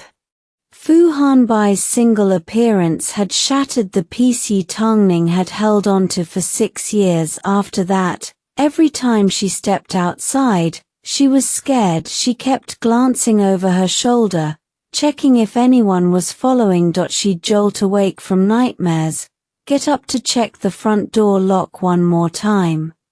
But to her surprise, Fu Hanbai never came back to Jiangyang town after that day. It was almost as if their reunion had been nothing but a dream. Life settled back into its old quiet rhythm. 4 days, Fu Hanbai had been burying himself in work like a man trying to outrun his own shadow. Endless tasks piled up, and he threw himself at every single one. Ling quietly called the private doctor and had him on standby right there in the office. He was genuinely terrified the boss was going to collapse from sheer exhaustion any minute. It wasn't that Fu Hanbai didn't want to rest. It was that the second he stopped moving. Ye Tangning's face filled his mind, her voice, trembling. Fu Hanbai, do you love me? Then the ice in her eyes when she said, do you remember what you told me 6 years ago? If you can't recall, I can help you refresh your memory. The memories tortured him. Sleep was out of the question. Going back to the hotel just meant sitting alone in a cold, empty suite. So he started sleeping at the office instead. Whenever the ache got too sharp, he'd pull out his old phone and scroll through pictures of Ye Tangning, but now he'd seen her in the flesh. He'd touched the woman he'd been dreaming about for years. A handful of frozen photos couldn't satisfy him anymore. Every so often, he'd grit his teeth and think about driving back to Jiangyang town. Just one more look at her face. One last time. He'd lower his pride a little more, apologize properly. Maybe she'd forgive him. He went to Fu Corp's own brand stores and bought piles of jewelry, wrapped every piece himself. The gifts were ready, they sat in his office. But Fu Hanbai couldn't take that final step. He kept asking himself, for a woman, you're going to keep humiliating yourself like this? Are you out of your mind, Fu Hanbai? Pull yourself together while you still can. Forget her. Focus on work. Or just marry some society girl and end this for good. But he couldn't bring himself to draw that line. He felt like they hadn't reached the end yet. There was still a chance, wasn't there? Ye Tangning had him trapped dead in the middle. Couldn't move forward. Couldn't pull back. The loss of control made Fu Hanbai restless in a way he'd never experienced. He'd always been the one in command, his employees, his rivals, himself. Now Ye Tangning controlled him, and everything in the world felt wrong. With nowhere else to channel it, he grew more and more demanding at work. The entire company walked on eggshells. People lowered their voices without even realizing it. The break room where everyone used to gossip sat empty. The boss worked overtime every single day, so the employees were forced to do the same. Even then, files kept flying out of the CEO's office. Papers scattering like feathers. Or some department head would stumble out red-eyed, too terrified to cry in front of Mr. Fu because that would only trigger an even harsher lecture. They'd press a hand over their mouth and sob once they made it past his door. Morale at Fu Corp hit rock bottom. Even Ling, who'd been with the CEO for years, was barely holding it together. Had the boss swallowed a live grenade, he exploded at the smallest things now. And worst of all, Ling had no idea where the rage was coming from or when it would end. Through the floor-to-ceiling windows on the top floor, the glittering nightscape of Haicheng spread out like a jewel box. Reflected in the glass was Fu Hanbai's expressionless face. He stood at the window, looking down at the bustling city from his high perch. He was at the top of the food chain, but none of those lights were lit for him. No one was waiting for him to come home. What was the point of making this much money? The string that had kept Fu Hanbai stretched taut for days finally snapped. A week's worth of exhaustion crashed into him all at once. His head spun. A sharp pain twisted deep in his stomach. He felt so goddamn tired. He lay down on the wide leather sofa in his office and called for his driver. A few minutes later, the Rolls-Royce pulled up in front of the Fu Corp building. Fu Hanbai grabbed his coat and left. He unbuttoned his collar, loosened his tie. A few strands of dark hair fell across his forehead. He looked wrecked. He took the private elevator down to the lobby and walked straight out through the revolving door. The receptionists couldn't believe their eyes. The boss was leaving this early. Hell must have Finally frozen over. In the car, Fu Hanbai tossed his coat aside and said nothing. Old Chen studied the CEO's face in the rearview mirror and asked hesitantly, "Mr. Fu back to the Dihao?" Fu Hanbai closed his eyes and rubbed his temples. "Just drive around for a while." Going back to the hotel meant drinking alone in the dark. Pointless. Old Chen had no idea what the boss was thinking, but he nodded and started the engine. Normally, Mr. Fu was the picture of confidence. Completely composed, but tonight, he caught something in him that looked almost like fragility. Maybe because Mr. Fu had actually spoken to him earlier, Old Chen wasn't as scared of him right now. He gathered his courage. "Mr. Fu, are you feeling all right?" Fu Hanbai stared out the window. A couple was walking hand in hand along the sidewalk, his gaze darkened. Is it that obvious? Could people really tell he was in bad shape? His father had drilled it into him as a child. Never let your emotions show on your face, and no matter what. A qualified businessman made sure no one could read his thoughts and no one could guess his hand. Thanks to Ye Tangning, he'd lost even that. The whole thing was so absurd that Fu Hanbai's lips twisted into a bitter smile. Old Chen sighed inwardly. Anyone with eyes can see you're falling apart, boss. It's written all over your face, but he didn't dare say that out loud. He chose his words carefully. When you're feeling low, go home, eat something you actually like might help. Home, that word felt foreign. Where was his home? The penthouse at the Dihao, the standalone villa downtown, the Fu family mansion, or, a thought surfaced. Could the rental apartment he'd once shared with Ye Tangning count as home? He gave Old Chen an address. "Take me here." "Yes, sir." The expensive Rolls-Royce made a U-turn at the intersection and headed toward the old residential district. Fu Hanbai stood at the foot of the building and looked up. This was the place he and Ye Tangning had shared. The exterior told the story: cracks in the walls, sun-bleached patches, vines clinging to the brick. The windows were old wood, rotting, paint peeling. Fu Hanbai frowned. They had really lived here. 6 years ago, right after he returned to the Fu family. He'd told his assistant Ling to buy the building. He'd never come back to look at it himself. Soon the bald landlord hurried over, rumpled jacket flapping, and offered a greasy bow. He dug a pack of cigarettes from his pocket and held one out. "Smoke?" Fu Hanbai didn't take it. He walked straight inside. The bald landlord didn't seem offended. He tucked the pack away and scurried ahead like a nervous mutt to lead the way. He used to own this place.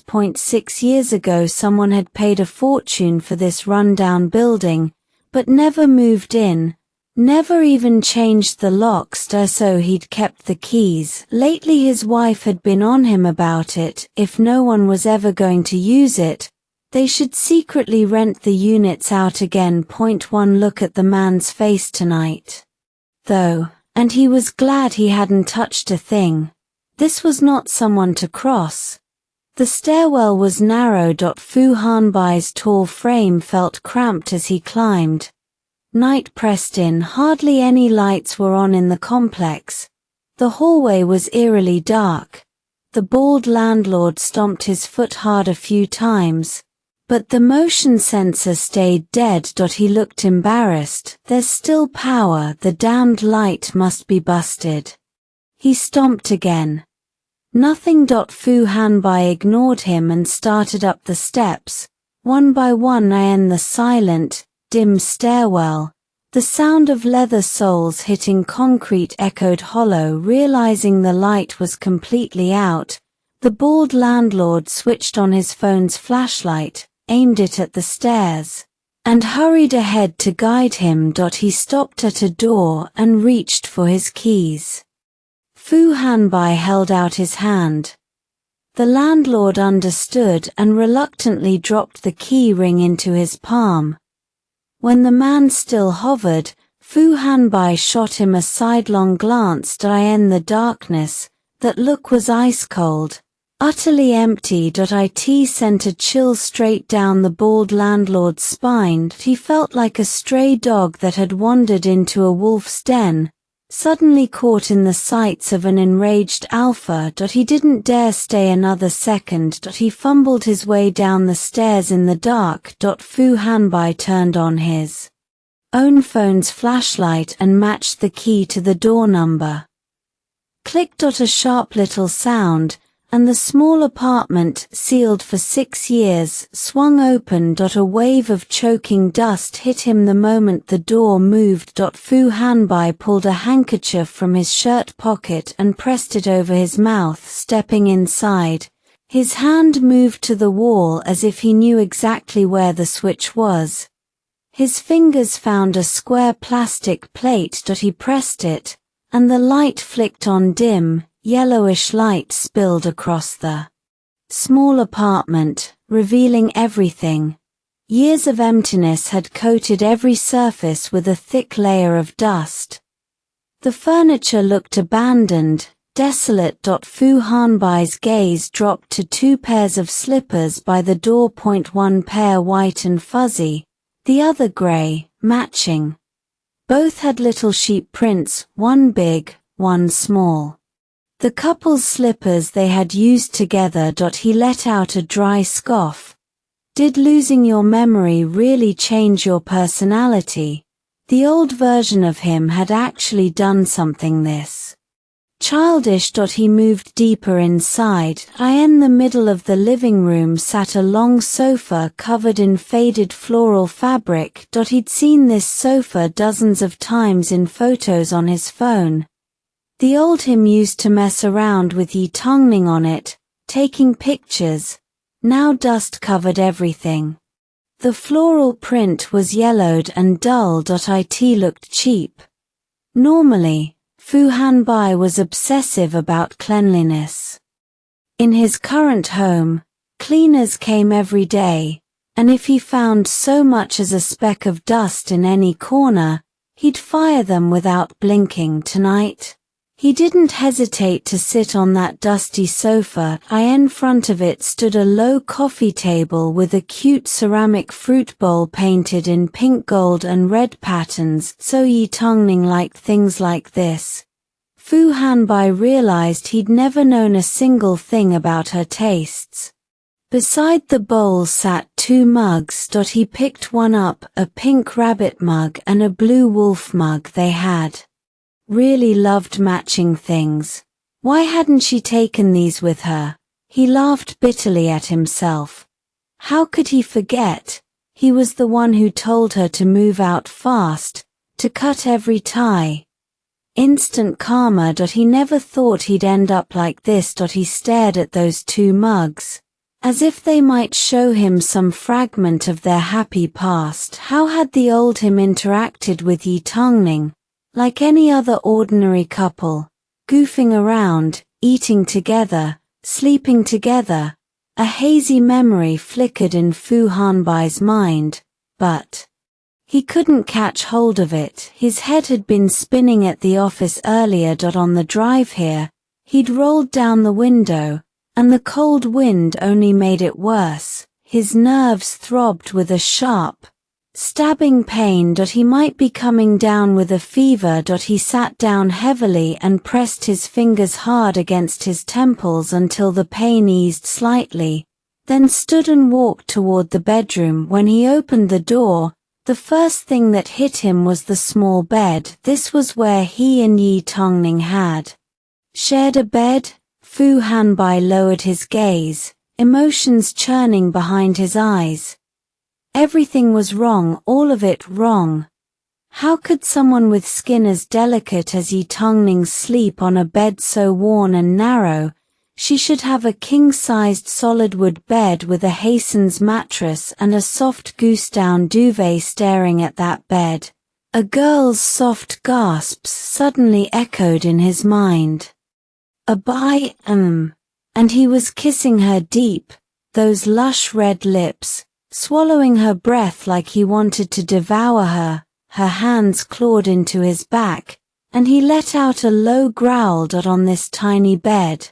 They had climbed to the peak of pleasure together. Fu Hanbai was certain this wasn't a dream. It had really happened. No dream could capture even a fraction of that feeling. His blood ran hot. Fu Hanbai, you're insane. Getting worked up just looking at a bed. He shook his head, opened the balcony door, trying to clear his mind. Instead, mess met him. Ye Tangning had kept plants out here all dead now. The soil in the pots, long without water, was dry and cracked. Some pots had tipped over in storms or strong winds, spreading yellow dirt everywhere. The balcony was a disaster. Fu Hanbai crouched and touched a withered leaf. Ye Tangning, has your heart dried up like these plants too? He'd come too late. He'd made mistakes. His eyes stung.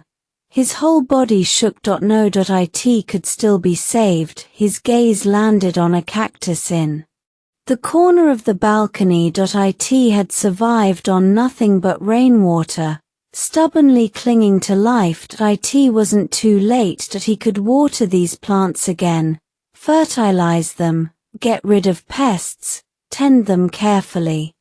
They could come back. Fu Hanbai pushed himself up to get water from the bathroom. He straightened too fast and the world spun. He panted out hot, ragged breaths. His entire body felt like it was on fire.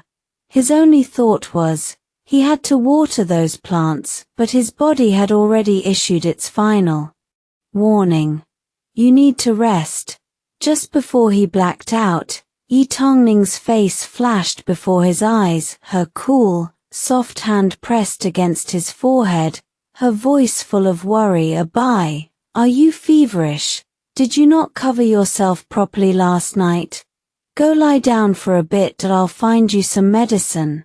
Then Fu Hanbai's world plunged into endless darkness.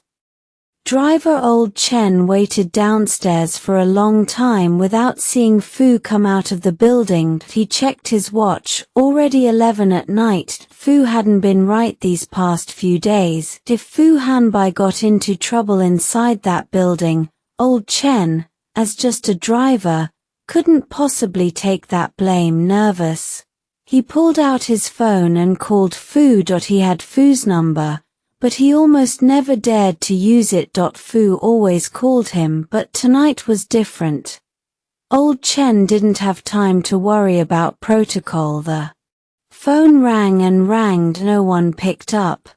The cold automated voice cut through the line, and old Chen's panic flared. What if something had happened to Fu? He couldn't waste another second. He locked the car and sprinted up the stairs. Luckily, Fu hadn't closed the door when he'd gone in.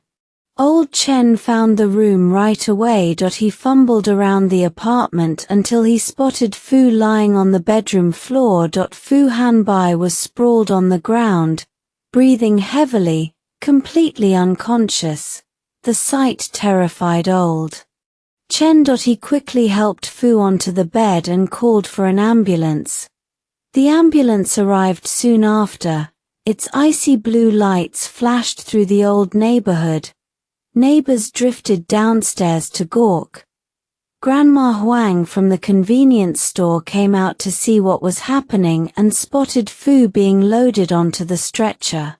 She pushed up her reading glasses. Wasn't that Xiaoning's boyfriend? Both of them were so good-looking, she'd never forgotten their faces. Xiaoning had moved away a few years ago for reasons no one knew. Why would her boyfriend suddenly show up in this neighborhood again? Young people's business wasn't hers to understand. She just knew Xiaoning was a good kid and hoped she was doing well, hoped she'd found her own happiness after all. Xiaoning had already suffered enough. Fu Hanbai felt like he was having a very long dream. It was vivid, beautiful. So beautiful he didn't want to wake up. I end the dream.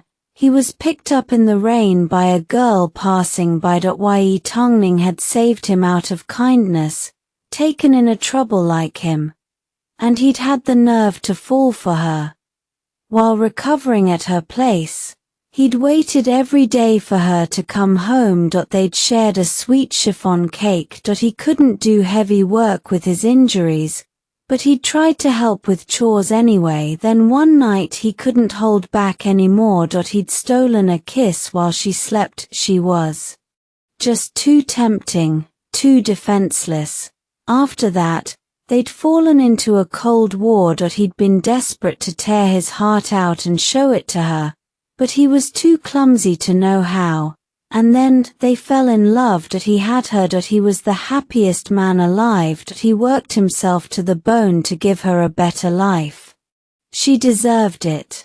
Then came the nights they spent together. He was young, and once he'd had a taste, he couldn't stop. Whenever they were home, he'd pester her. She'd indulge him, only pushing back when she really couldn't take it anymore. He'd apologize in a hoarse voice, then do the exact same thing the next day, and then he lost her. Or rather, he pushed her into an abyss from which there was no return. He watched himself say the cruelest words to her, even though they'd been lovers just moments before. He saw her trembling body and red, swollen eyes, and she'd already been carrying his child. Fu Hanbai wanted to punch the man sitting high and mighty, spewing endless poison. Stop it, what the hell are you saying? Can't you see she can't take it? She's shaking. You're a monster, harming your own child. But no matter how Fu Hanbai screamed, no matter how much he regretted it, the Fu in the dream stood unmoved, continuing his speech. After all, she'll need to rest after the abortion. As long as the child exists, there's a connection between us, and I will never allow that. He walked away, leaving her frozen in place, not knowing what to do. How heartbroken she must have been. The lover who should have shielded her from the storm had instead driven a knife straight into her chest and, as if that wasn't enough, twisted it in her bleeding flesh. Fu Hanbai wanted to rush over, hold her, explain everything, but he couldn't reach her.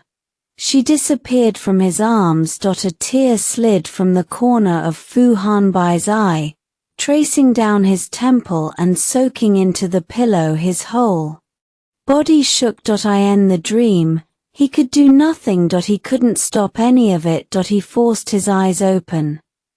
Tears still streamed down his face without his control. He covered his eyes with his hand and let out a low, bitter laugh. Between them, it was Ye Tangning who had reached out to him first. But then he had wrapped the red thread between them round and round, tying it off in a complicated, secure knot. He'd thought that would make it safe, but that later version of himself had taken a pair of scissors and cut right through the middle, making all his efforts worthless. Ridiculous, wasn't it? The tears flowed into his mouth. The taste was impossibly bitter. But the pain he felt now wasn't even 1,000th, a 10,000th of what she had endured. A thread cut and retied will always have a knot, even if there's a knot. Even if you can't force someone to love you. Even so, Fu Hanbai had to try. This time, Ye Tangning wouldn't reach out to him. If he didn't take the initiative, they would never cross paths again. He wouldn't allow that. He opened his eyes again. They were once more deep and confident. He yanked the 4-needle out of his arm. A few drops of blood splattered onto the white hospital bed. blooming like poppies. Fu Hanbai stood up and looked at his clothes. The expensive shirt and trousers had been ruined overnight, wrinkled and rumpled. He touched his face. Dried tear tracks were still there, and rough stubble had sprouted on his chin. He frowned. He couldn't go see Ye Tangning looking like this. He was already at negative 1,000 points. He had to make up ground wherever he could. The hospital director walked down the hallway, rehearsing what he'd say. Behind him, a large group of doctors followed, all heading toward Fu Hanbai's room. Last night, the Fu Corporation CEO had suddenly shown up at their small hospital, a huge shock with hardly any other patients. The director had immediately mobilized the hospital's best doctors to treat him. If they could get on the Fu CEO's good side, this little hospital's future would be secure, and the director himself might finally get a promotion. Being stuck as the director of a small-town hospital wasn't that practically exile. He had to seize this golden opportunity. Standing in front of the door, the director nervously rubbed his hands together before knocking softly, but the moment his hand touched the door, it swung open. "Mr. Fu." The director pushed open the half-closed door and peeked inside. The bed was empty. The wind blew the curtains, making them rise and fall in the air. There was no sign of Fu. The director froze. The doctors behind him exchanged confused glances. Where had Fu gone? Outside the one-flower one-leaf dessert shop, a low-key black Volkswagen sat in the parking lane, blending in perfectly with the other cheap cars around it. This time, Fu Hanbai had learned his lesson. No flashy Rolls-Royce, no driver. He was going in alone. Even if the car was a downgrade, Fu Hanbai had dressed from head to toe with painstaking care, hair, cologne, everything. His bespoke suit was high-quality New Zealand wool, classic peak lapels accented with a sapphire brooch at the collar and matching cufflinks. Italian crocodile leather Chelsea boots, understated but expensive for cologne. He'd chosen Gucci Guilty, a scent that held meaning for him. The top notes were mandrake flower and lychee, bold, rich, a confident masculinity that clung to the air. The back seat was piled with designer shopping bags, all gifts he'd carefully picked out for Ye Tangning. Next to them sat a bouquet of 99 yellow roses, expertly wrapped. He'd originally wanted red, but the florist, hearing he was trying to win back his lover's forgiveness, had recommended yellow. Yellow roses meant I'm sorry.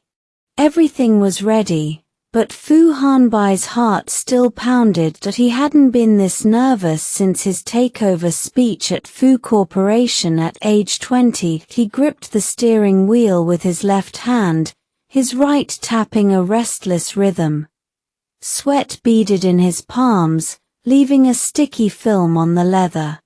His dark eyes locked on the dessert shop across the street. According to his information, Ye Tangning should be inside right now. Time crawled. Fu Hanbai's patience wore thin. Just as he was about to open the car door, he saw something that made his eyes go wide. He froze. A man in a green silk shirt, with an elegant, cultured air, walked into the shop carrying two brown teddy bears. The little girl shot out like a cannonball and threw herself into his arms.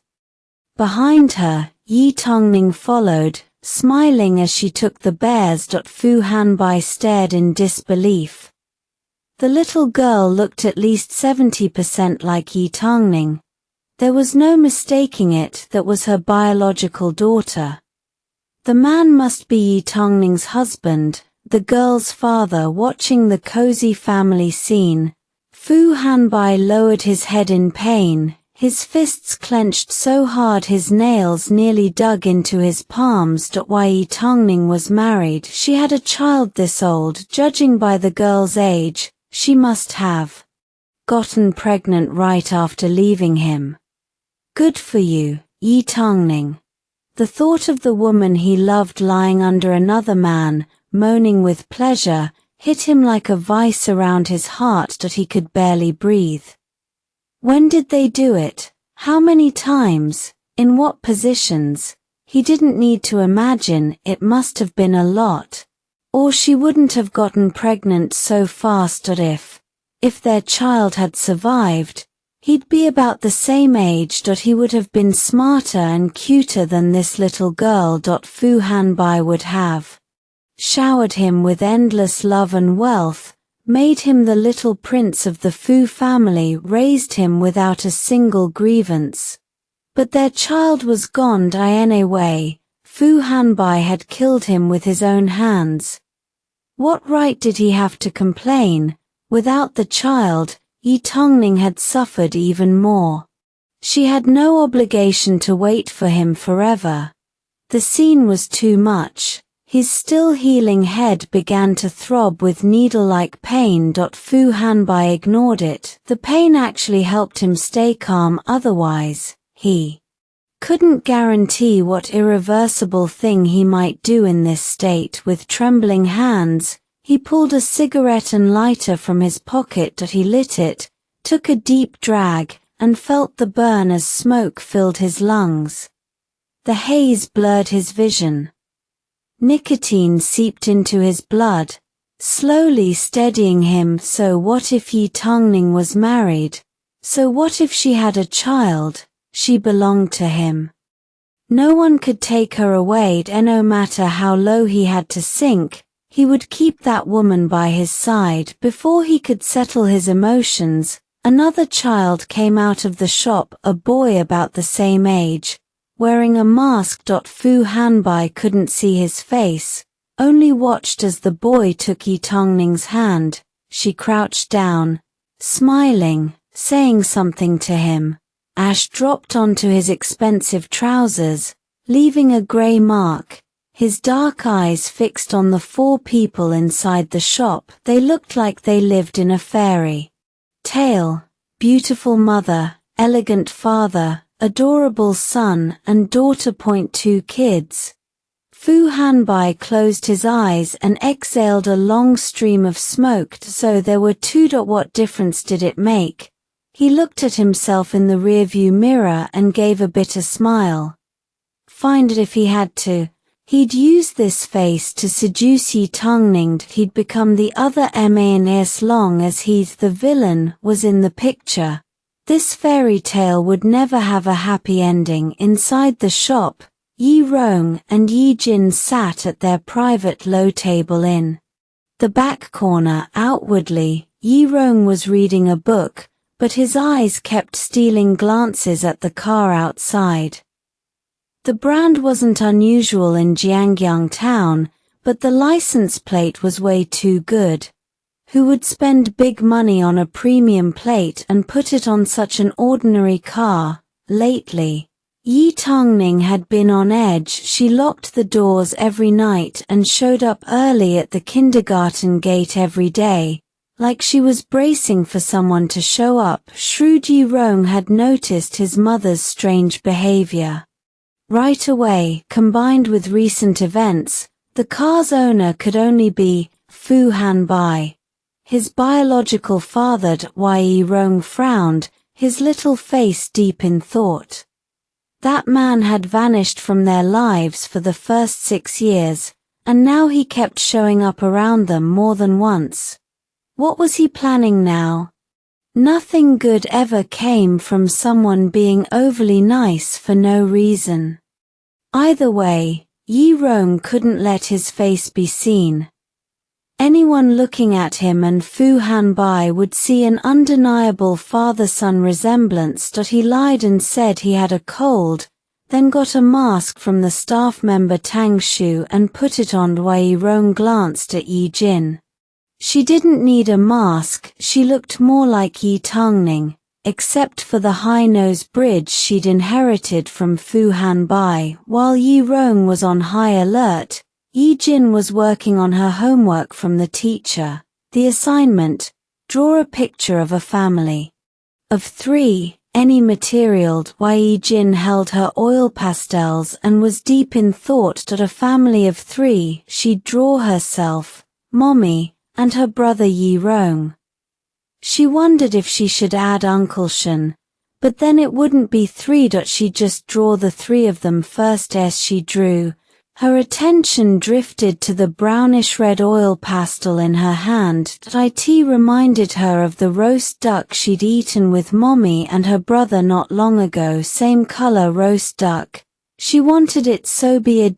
As she kept drawing, drool dripped onto the paper. She wiped her mouth with her little hand, then grabbed Ye Rong's sleeve. Brother, I really want roast duck. Do you want some? Ye Rong was about to scold her for getting her messy hand on his sleeve when the shop door opened. It was Shen Wenfeng, carrying 2 teddy bears as gifts. Seeing Uncle Shen, Ye Jin let go of Ye Rong and grabbed him instead. Shen Wenfeng scooped her up. Her dirty little hand smeared his silk shirt, but he just laughed and pulled out a handkerchief to wipe her fingers. Drawing again, little artist?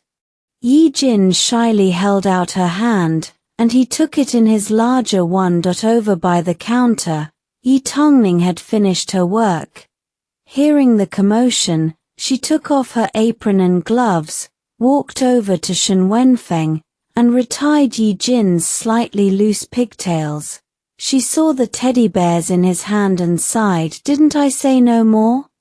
Their little bed is overflowing with stuffed animals. No way, these are different. Ye Jin grabbed one bear's ear, her tiny brows and big eyes both fierce. Shen Wenfeng smiled at Ye Tangning. They were cheap, the kids like them.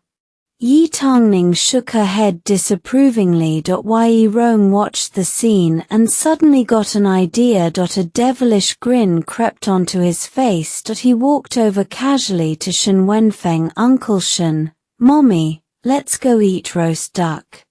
Before Ye Tangning could react, Ye Jin clapped her little hands, her voice bubbling with excitement. Yet roast duck time. Shen Wenfeng was a little confused. Ye Rong was usually cold toward him. Why the sudden change, wanting to go out to eat together? Before he could think further, Ye Jin started bouncing in his arms, chanting, roast duck, roast duck. Shen Wenfeng looked at Ye Tangning for her opinion. She nodded helplessly. Okay. Ye Rong shot a cold glance toward the car outside, his dark eyes empty. You like watching, right? Then watch all you want. Take a good look. See how happy Mommy is without you. The roast duck restaurant wasn't far from the dessert shop, so they decided to walk. Ye Tangning gave her staff a few quick instructions before heading out. She held Ye Rong's hand while Shen Wenfeng carried Ye Jin in his arms. All 4 of them drew stares. Customers in the shop kept sneaking glances, their curiosity obvious. Tang Shu, one of the staff, grinned. You guys look like one of those picture-perfect families. Seriously. Ye Tangning's cheeks warmed. Xiao Tang, don't say stuff like that. Shen Wenfeng's smile dimmed. He dropped his gaze and stayed quiet. They headed out with the kids. None of them noticed the black Volkswagen crawling along the street behind them. Inside the car, Fu Hanbai stared at Shen Wenfeng like he wanted to drill a hole straight through the man's skull. So this was Ye Tangning's new husband. He snorted. Not as good looking as me, definitely not as tall, and from the look of things, not a fraction as wealthy. Can't even afford a car. Pathetic. How the hell did Tangning end up with someone like that? After being with a man like him, how had her standards dropped this far? This guy wasn't worthy of breathing the same air, let alone standing next to her. Tangning had no idea Fu was following them. The group laughed and talked as they walked into the roast duck restaurant and settled at a table in the main dining area. Fu Hanbai parked out front, waited a beat, then slipped inside. He chose a seat that wasn't too close, wasn't too far from his angle. He could see Tangning clearly, and the little girl. The man and the little boy had their backs to him. The restaurant wasn't crowded. The roast duck arrived quickly. The skin was golden and crackling, lacquered to a deep amber. A wisp of smoke rose from the platter, carrying that rich, savory scent through the air. Little Ye Jin clapped her hands, practically bouncing in her seat. Shun Wenfeng pulled on gloves, took a thin pancake, layered in duck meat, scallion strips, cucumber slices, and a smear of sweet bean paste. He handed it to her. "Here you go, sweetheart." Ye Jin shoved the whole thing into her tiny mouth. "They're so good. Ye Tangning patted her back. "Slow down. There's plenty. Nobody's stealing your food." Ye Rong wrapped one up himself and held it out to his mother. "Mom, you eat too." As he spoke to her, Ye Rong snuck a glance over his shoulder at the man sitting behind them. He should be thoroughly worked up by now. Fu Hanbai watched them like a man pressing a bruise just to feel the pain. His eyes stayed locked on Ye Tangning, as if he could make up for 5 lost years in a single meal. He watched her smile, her eyes curving into those crescent moons he remembered, watched her laugh with that man, watched her take care of their daughter, watched her accept food from the stranger. And from the boy, she wasn't smiling at him, but he couldn't stand to miss a single expression. Jaw tight, he grabbed a raw scallion from the garnish plate and bit down. He didn't touch anything else. Just scallion after scallion. Every crunch was that man's bones between his teeth. Then the man leaned in close to Ye Tangning. From Fu Hanbai's angle, it looked exactly like a kiss. He couldn't take it. He shot to his feet, the chair screeching against the floor. He stormed out, yanked his car door open, and slammed it shut hard enough to rattle the windows. Ye Rong turned just in time to catch a glimpse of a furious back disappearing through the door. A moment earlier, when Shun Wenfeng had leaned in, Ye Tangning had instinctively pulled away. "You had something on the corner of your mouth," Shun Wenfeng said. The smile he gave her was edged with something sad. "Oh." Flustered, she grabbed a napkin and wiped at her mouth. Seeing his face fall, guilt pricked at her chest. She had to give him an answer this week. One way or another. Her heart was still unsteady. By any measure, Shun Wenfeng was a good man, kind to her, wonderful with Ye Jin and Ye Rong, but she still couldn't get past that old wound from years ago. She wasn't ready for something new. It wouldn't be fair to him when the kids seemed full. She paid the bill before Shun Wenfeng could reach for his wallet. She gathered their things and stood. Little Ye Jin was stuffed, her belly round as a little drum, refusing to budge. Ye Rong hadn't eaten much. He'd been too busy looking after his sister and his mom. Ye Tangning took each child by the hand. She politely turned down Shun Wenfeng's offer to walk them home and stepped out of the restaurant. Ye Rong scanned the street and no sign of the Volkswagen. He figured Fu Hanbai had left, so he didn't bother putting his mask back on. It was stuffy anyway. But Fu Hanbai hadn't left. He'd just moved the car to a different spot.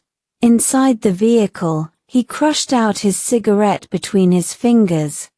The burn bit into his skin. He barely registered it. He didn't snap back to reality until the mother and her 2 children vanished around the corner. That little boy. Why did the kid look so much like him? The same narrow, dark eyes, the same deep brow bone, the same thin lips.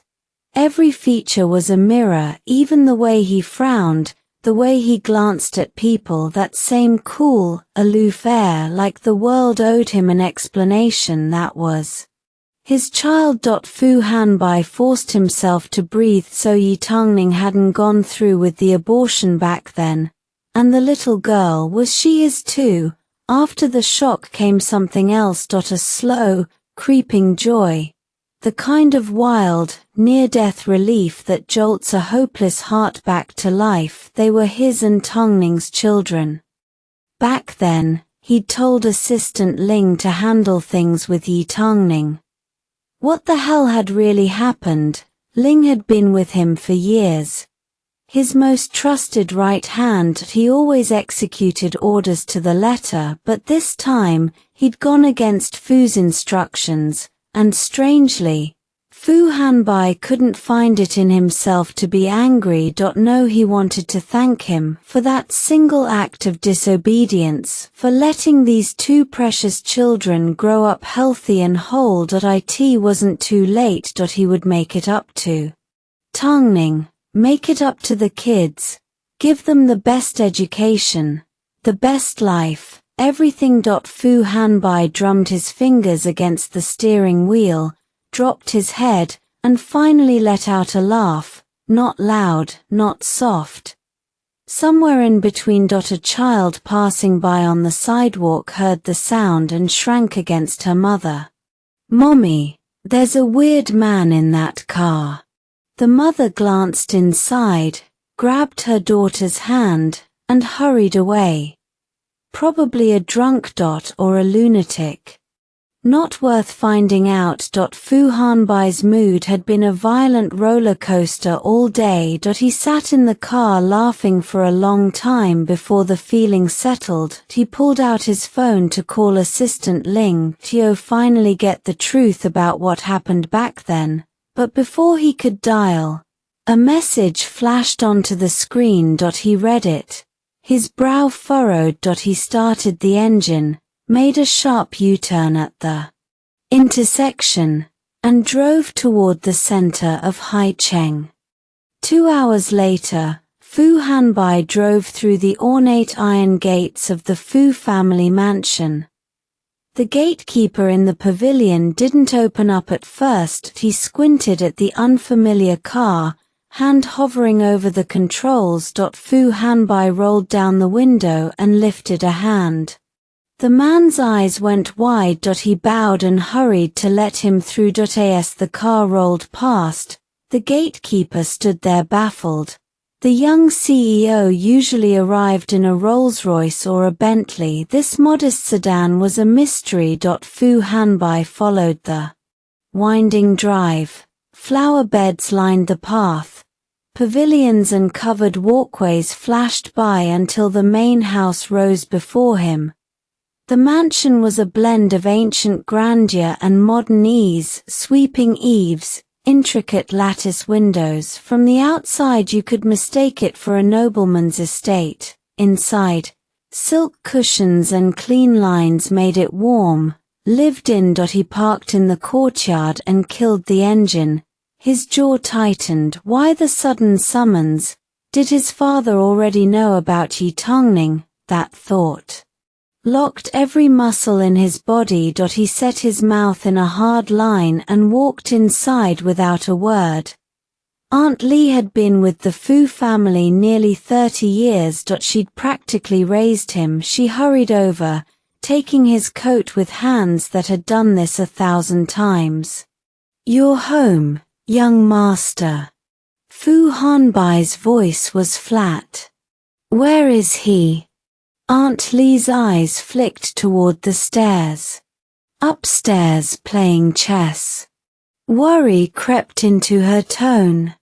He's been in a foul mood since last night. Please, young master. She didn't finish. She knew these two too well. A clash was coming, and there was no stopping it. I hear you. Fu Hanbai rolled his sleeves to his elbows and headed for the stairs. His dress shoes struck the pearwood steps, the sound echoing up through the quiet house. On the second floor, a calligraphy scroll hung on the wall. The flowing characters read, "Virtue leads to prosperity."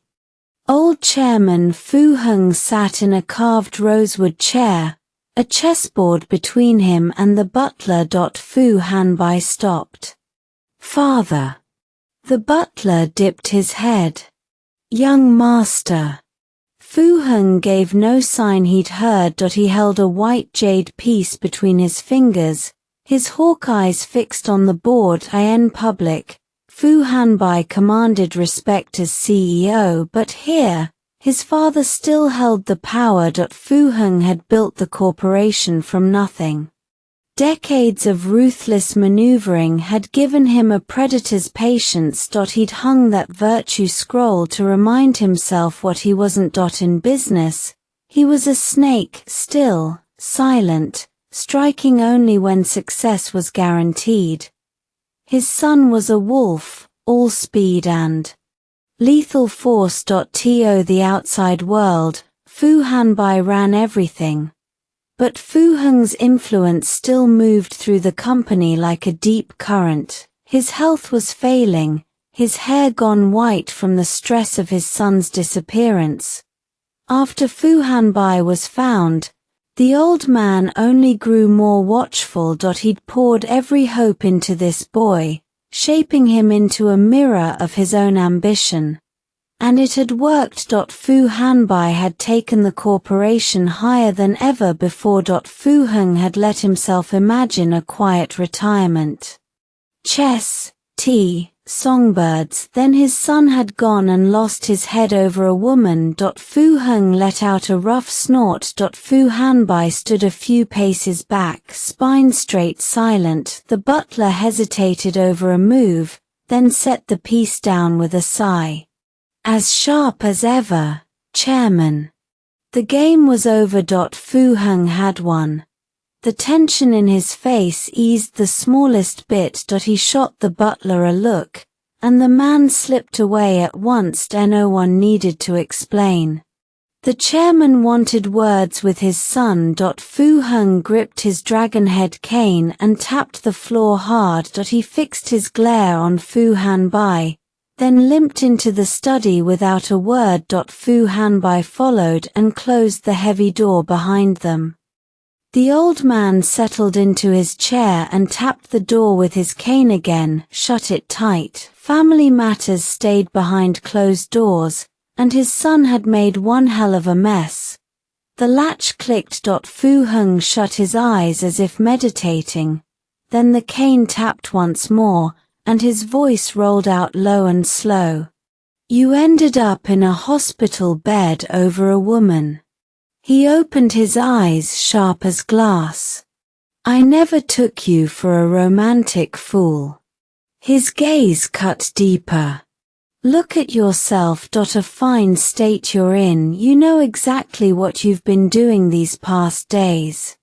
Fu Hanbai's fists clenched, every muscle pulled taut. How did he know?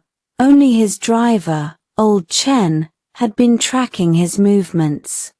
If old Chen hadn't had the sense to report to me, I'd say Fu Corporation would already be in ashes by your hand. Father. Fu Hanbai's voice scraped out, rough. He was still coming back from a coma, his mind raw, running on fumes. Fu Heng pulled a document from his desk drawer and tossed it. See for yourself. Fu Hanbai crouched to pick up the papers. The moment he read the first line, His face changed. It was the paternity test. Ye Jin and Ye Rong. 99.99% probability he was their biological father. His children. They were his. A wave of joy surged through him, and he had to fight to keep it off his face as he turned the pages. Fu Heng sneered and raised his voice. I don't care how you do it. Bring those two children back now. The old man had been through the emergency room himself lately. His only concerns now were his son and the future of Fu Corporation. For years, Fu Hanbai had stayed alone, driving his father insane. Fu Heng paraded society girls in front of him. The boy refused them all. Eventually, Fu Heng's standards dropped to rock bottom. Any woman would do, as long as she gave him an heir. Then Tang Shuer came along. Actresses were beneath the Fu family, but if his son actually wanted her, Fu Heng could swallow it. He asked. Fu Hanbai swore he had nothing to do with her. The media frenzy was all her doing. That was the moment Fu Heng started to wonder if his son was impotent. Or maybe he preferred men. But after old Chen's report, he'd had Ye Tangning investigated, so the boy wasn't broken. He'd had a woman in his heart all along. Before, Fu Heng never would have accepted someone as ordinary as Ye Tangning, but now? After all that worry, his only requirement was any woman will do. And this one had already given him 2 grandchildren. Adorable ones. The boy, Ye Rong, even showed a natural head for business. The priority was clear: bring the children home and start their training immediately. His grandchildren would not grow up outside the family. Fu Heng slammed his dragon-head cane against the floor. His voice left no room for debate. Have your older sister manage the company for a few days. Your one job is bringing my 2 grandchildren back. As for that woman, no daughter-in-law of the Fu family goes without a title. Bring her back and arrange the wedding banquet. If you don't bring all 3 of them home, don't bother calling yourself CEO of Fu Corporation anymore. Jiangyang Town. An early weekend morning breeze drifted through, cool and easy. The sky was a perfect blue, white clouds dotting it like a postcard, and the coneflowers along the roadside swayed, their sweet fragrance lifting the mood of anyone who passed. Inside the apartment building, leather shoes tapped against the concrete stairs, the sound crisp and echoing up the hallway to her door. Fu Hanbai set down his gifts. He straightened his tie with nervous fingers, drew a long breath, and knocked.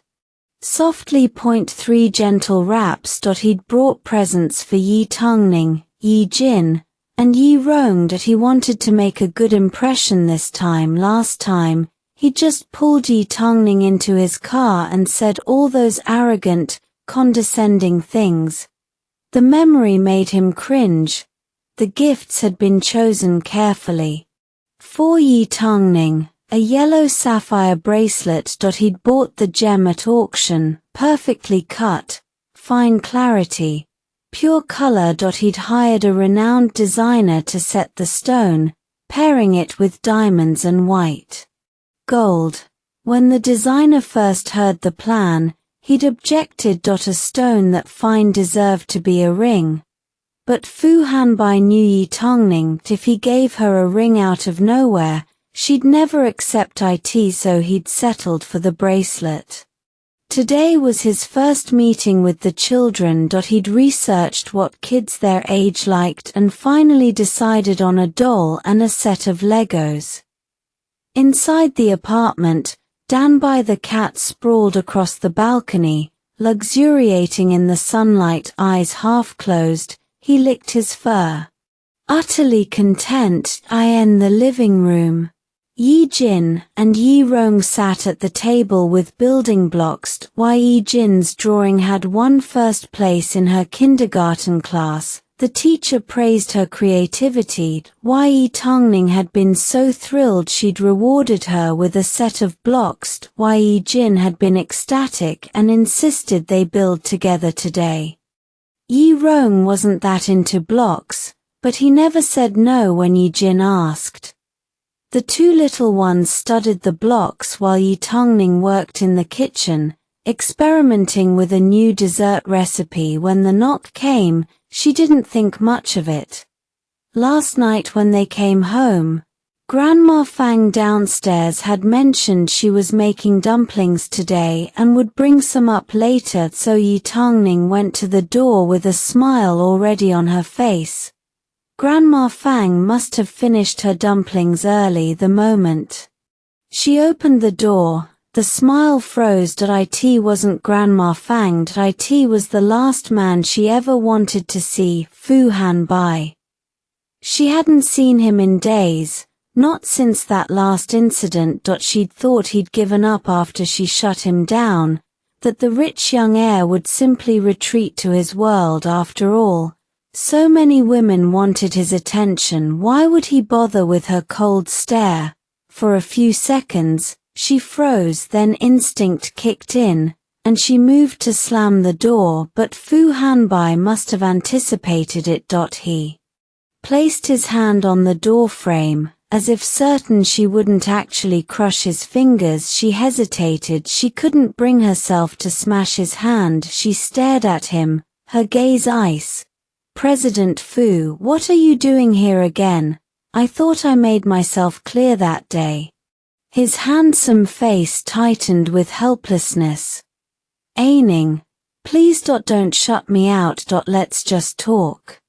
I was wrong before. I made you and the kids suffer out there. At least give me a chance to make it up, please. His words hit her like a bucket of ice water. She went rigid. He knew about the children. Was he here to take them away? She gripped the door handle so hard her knuckles went white. Seeing her panic, Fu Hanbai dropped his gaze, a bitter smile flickering at his lips. I'm not here to take them. Just let me come in. We can talk, please. They stood locked in that doorway for a long moment. Finally, Ye Tangning gave in and stepped aside. Mommy, is Grandma Fang here? Yi Rong's childish voice floated from inside. Mommy had been gone too long. Yi Rong sensed something off and wanted to check. Before he could get up, Ye Tangning hurried into the living room, grabbed a small basket from under the table, and face tense, silently scooped all the blocks into it. Ye Jin looked up, confused, her big dark eyes fixed on her mother. Mommy, what's wrong?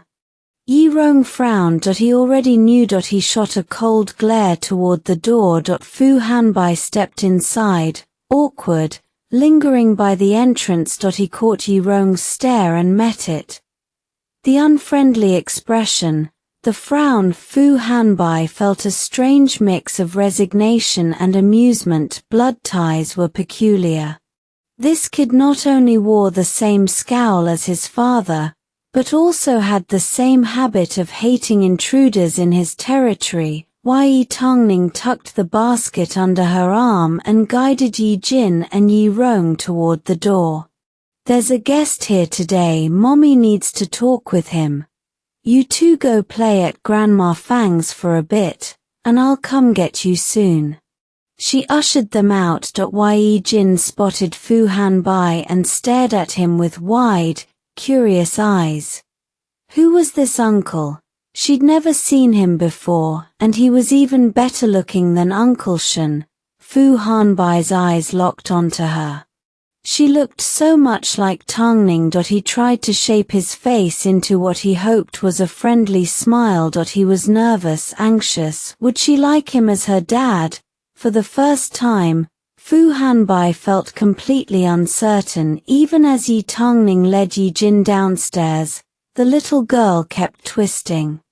her neck to stare back at him. Ye Rong sighed and gently turned her head forward. If she kept craning like that, she'd hurt her neck. What was so interesting, anyway? Downstairs, Ye Tangning knocked on Grandma Fang's door, quickly explained, and gave the kids a few extra reminders before heading back up. Fu Hanbai stood at the doorway, looking down at the slippers. One woman's pair, two children's pairs. He crouched, opened the shoe cabinet, and checked every ROW'd men's shoes. His heart settled. So Ye Tangning and that man hadn't moved in together, hadn't gotten married. He wiped his soles on the mat. The shoes were brand new, not dirty, but if he tracked anything in, Tangning would be furious. He walked deeper into the apartment, taking in the home she and the kids had lived in for 5 years. It wasn't a large place, but it was warm and immaculate. Small, cute knickknacks filled tables and shelves, plenty of them, but not cluttered. You could tell the person living here truly loved life. Pale green wallpaper covered the walls. He stepped closer and noticed the lower half was covered in doodles. They'd been drawn at different times, some in pencil, some in bright crayon. Wild, imaginative sketches. Hard to tell what they depicted, but it was clear the artist had fun making them. Fu Hanbai smiled and shook his head. He kept looking for traces of their life. A height chart sticker was pasted to the wall, marked with colored ink and delicate handwriting. 88 cm, babies, eat more and grow up fast. 100 centimeters, congratulations on becoming 1 meter tall little adults, smiley face. 113 cm, baby grew a lot this year, but picky eating isn't good, eat your veggies. A smile spread across Fu Hanbai's face. Reading those notes, he could picture Ye Tangning measuring the kids, coaxing 2 lively little ones to stand still against the wall, their little bellies poking out while they had no idea what was happening, their mother celebrating every single inch. But as he smiled, his lips slowly turned downward. None of this had anything to do with him, their growth, the moments when they'd needed a father to protect them. He'd never been there. They'd grown up healthy and happy only because they had a strong, brave mother. The door clicked open, yanking him back to the present. Ye Tangning's cold voice came from behind him. You want to talk? Then talk. Ye Tangning walked toward the sofa, step steady, but underneath the calm she was already breaking. Footsteps pounded behind her before she could turn, 2 arms wrapped around her. The embrace was broad and familiar, and a stranger all at once. She flinched, tried to shove free, but they were pressed too tight. His arms locked like ironed, no room to move. Let go. She spat the words over her shoulder, teeth clenched. No. Fu Hanbai's breath hit the curve of her ear and a shiver shot straight down her spine. Just let me hold you. 1 minute. If I let go, you'll run again. A beat of silence. Just like 5 years ago. He buried his face in the hollow of her shoulder and inhaled, desperate, addicted. The same way he used to breathe her in, the same way one breath would make his whole body ache for more. A sliver of understanding crept into her mind. The Fu Hanbai she knew didn't talk like this. Didn't act like this. This felt like the old Bai. His next words confirmed it. Ning, I remember, all of it. Everything before was my fault. I was worse than a dog, worse than an animal. Give me another chance. Let me make it up to you. Tor son. His voice cracked on the next breath. I missed you. I dreamed about you every night, day and night, your face, your scent, your body. It nearly drove me insane. He pulled her tighter. What about you? Ning, did you miss me? Ye Tangning went still. Emotions crashed through her all at once, bitterness, confusion, hate. She didn't know what she felt. She didn't know how to react. So what if he remembered now? Too late. How convenient. He'd found himself an excuse. Did getting his memory back erase every cruel thing he'd done? Did it erase the last 5 years of her life? Her eyes reddened. She struggled hard against his grip. Don't stand here pretending so you remembered. So what? You want me to remind you what came out of your own mouth 5 years ago? Fu Hanbai's body went rigid. He had no words. No explanation would ever be enough. All he could do was apologize, the words falling out of him one after another. I'm sorry. I'm sorry. I'm sorry. She didn't want to hear it. She just wanted him to give up. Leave her alone. I have another man now. Stop chasing me. We're done. His brain seized like a rusted clock. Jealousy roared through him, burning away every shred of reason. He'd planned this whole conversation before he came. What he'd say, how he'd show her his sincerity, his determination. All of it went out the window. One thought consumed him. Ye Tangning was with another man. No, he wouldn't allow it. Bloodshot veins bulged in his eyes. He looked like a cornered animal. He'd already looked into it. That Shanghai was nothing but a vice principal at some middle school in Jiangyang town. His salary was pathetic. How could a man like that give Ye Tangning and their child a good life? He spun her around to face him. What does that loser Shen have that I don't? Anything he can give you, I can do better. Have you slept with him? Have you? Ye Tangning let out a cold laugh and turned her face away. If she was going to lie, she'd go all the way.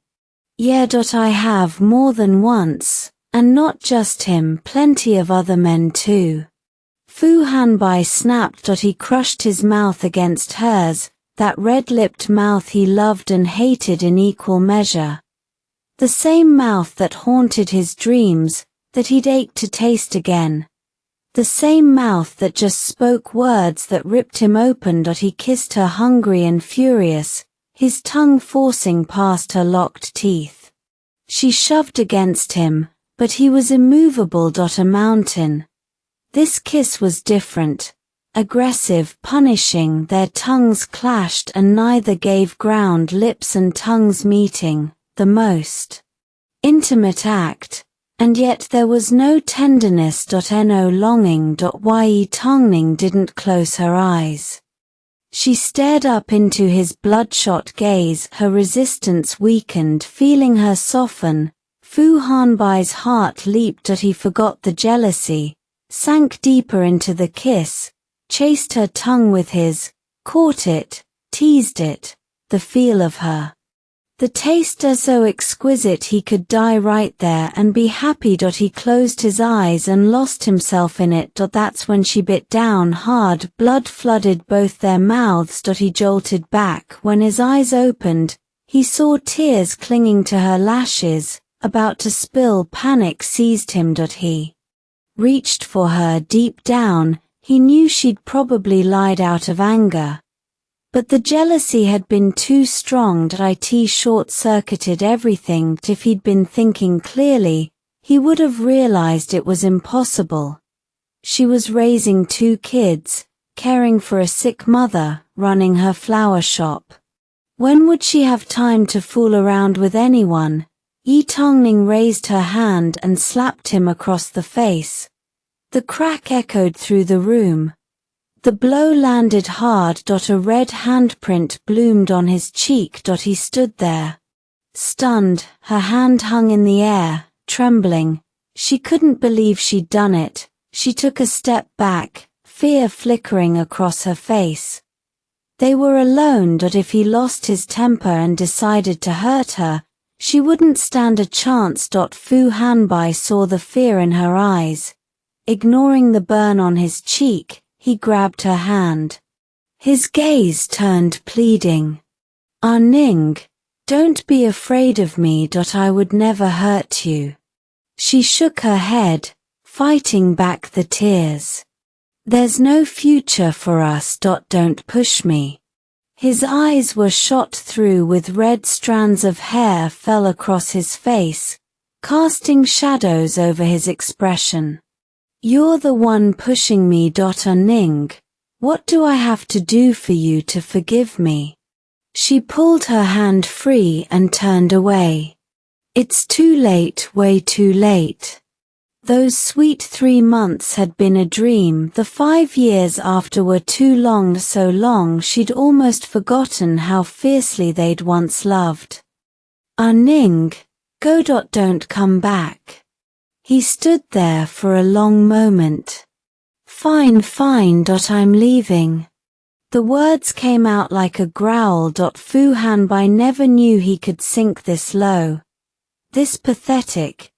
Even after all of it, she still wouldn't budge, so what was he supposed to do? Drop to his knees and beg? He wasn't that desperate. He strode to the door, yanked it open.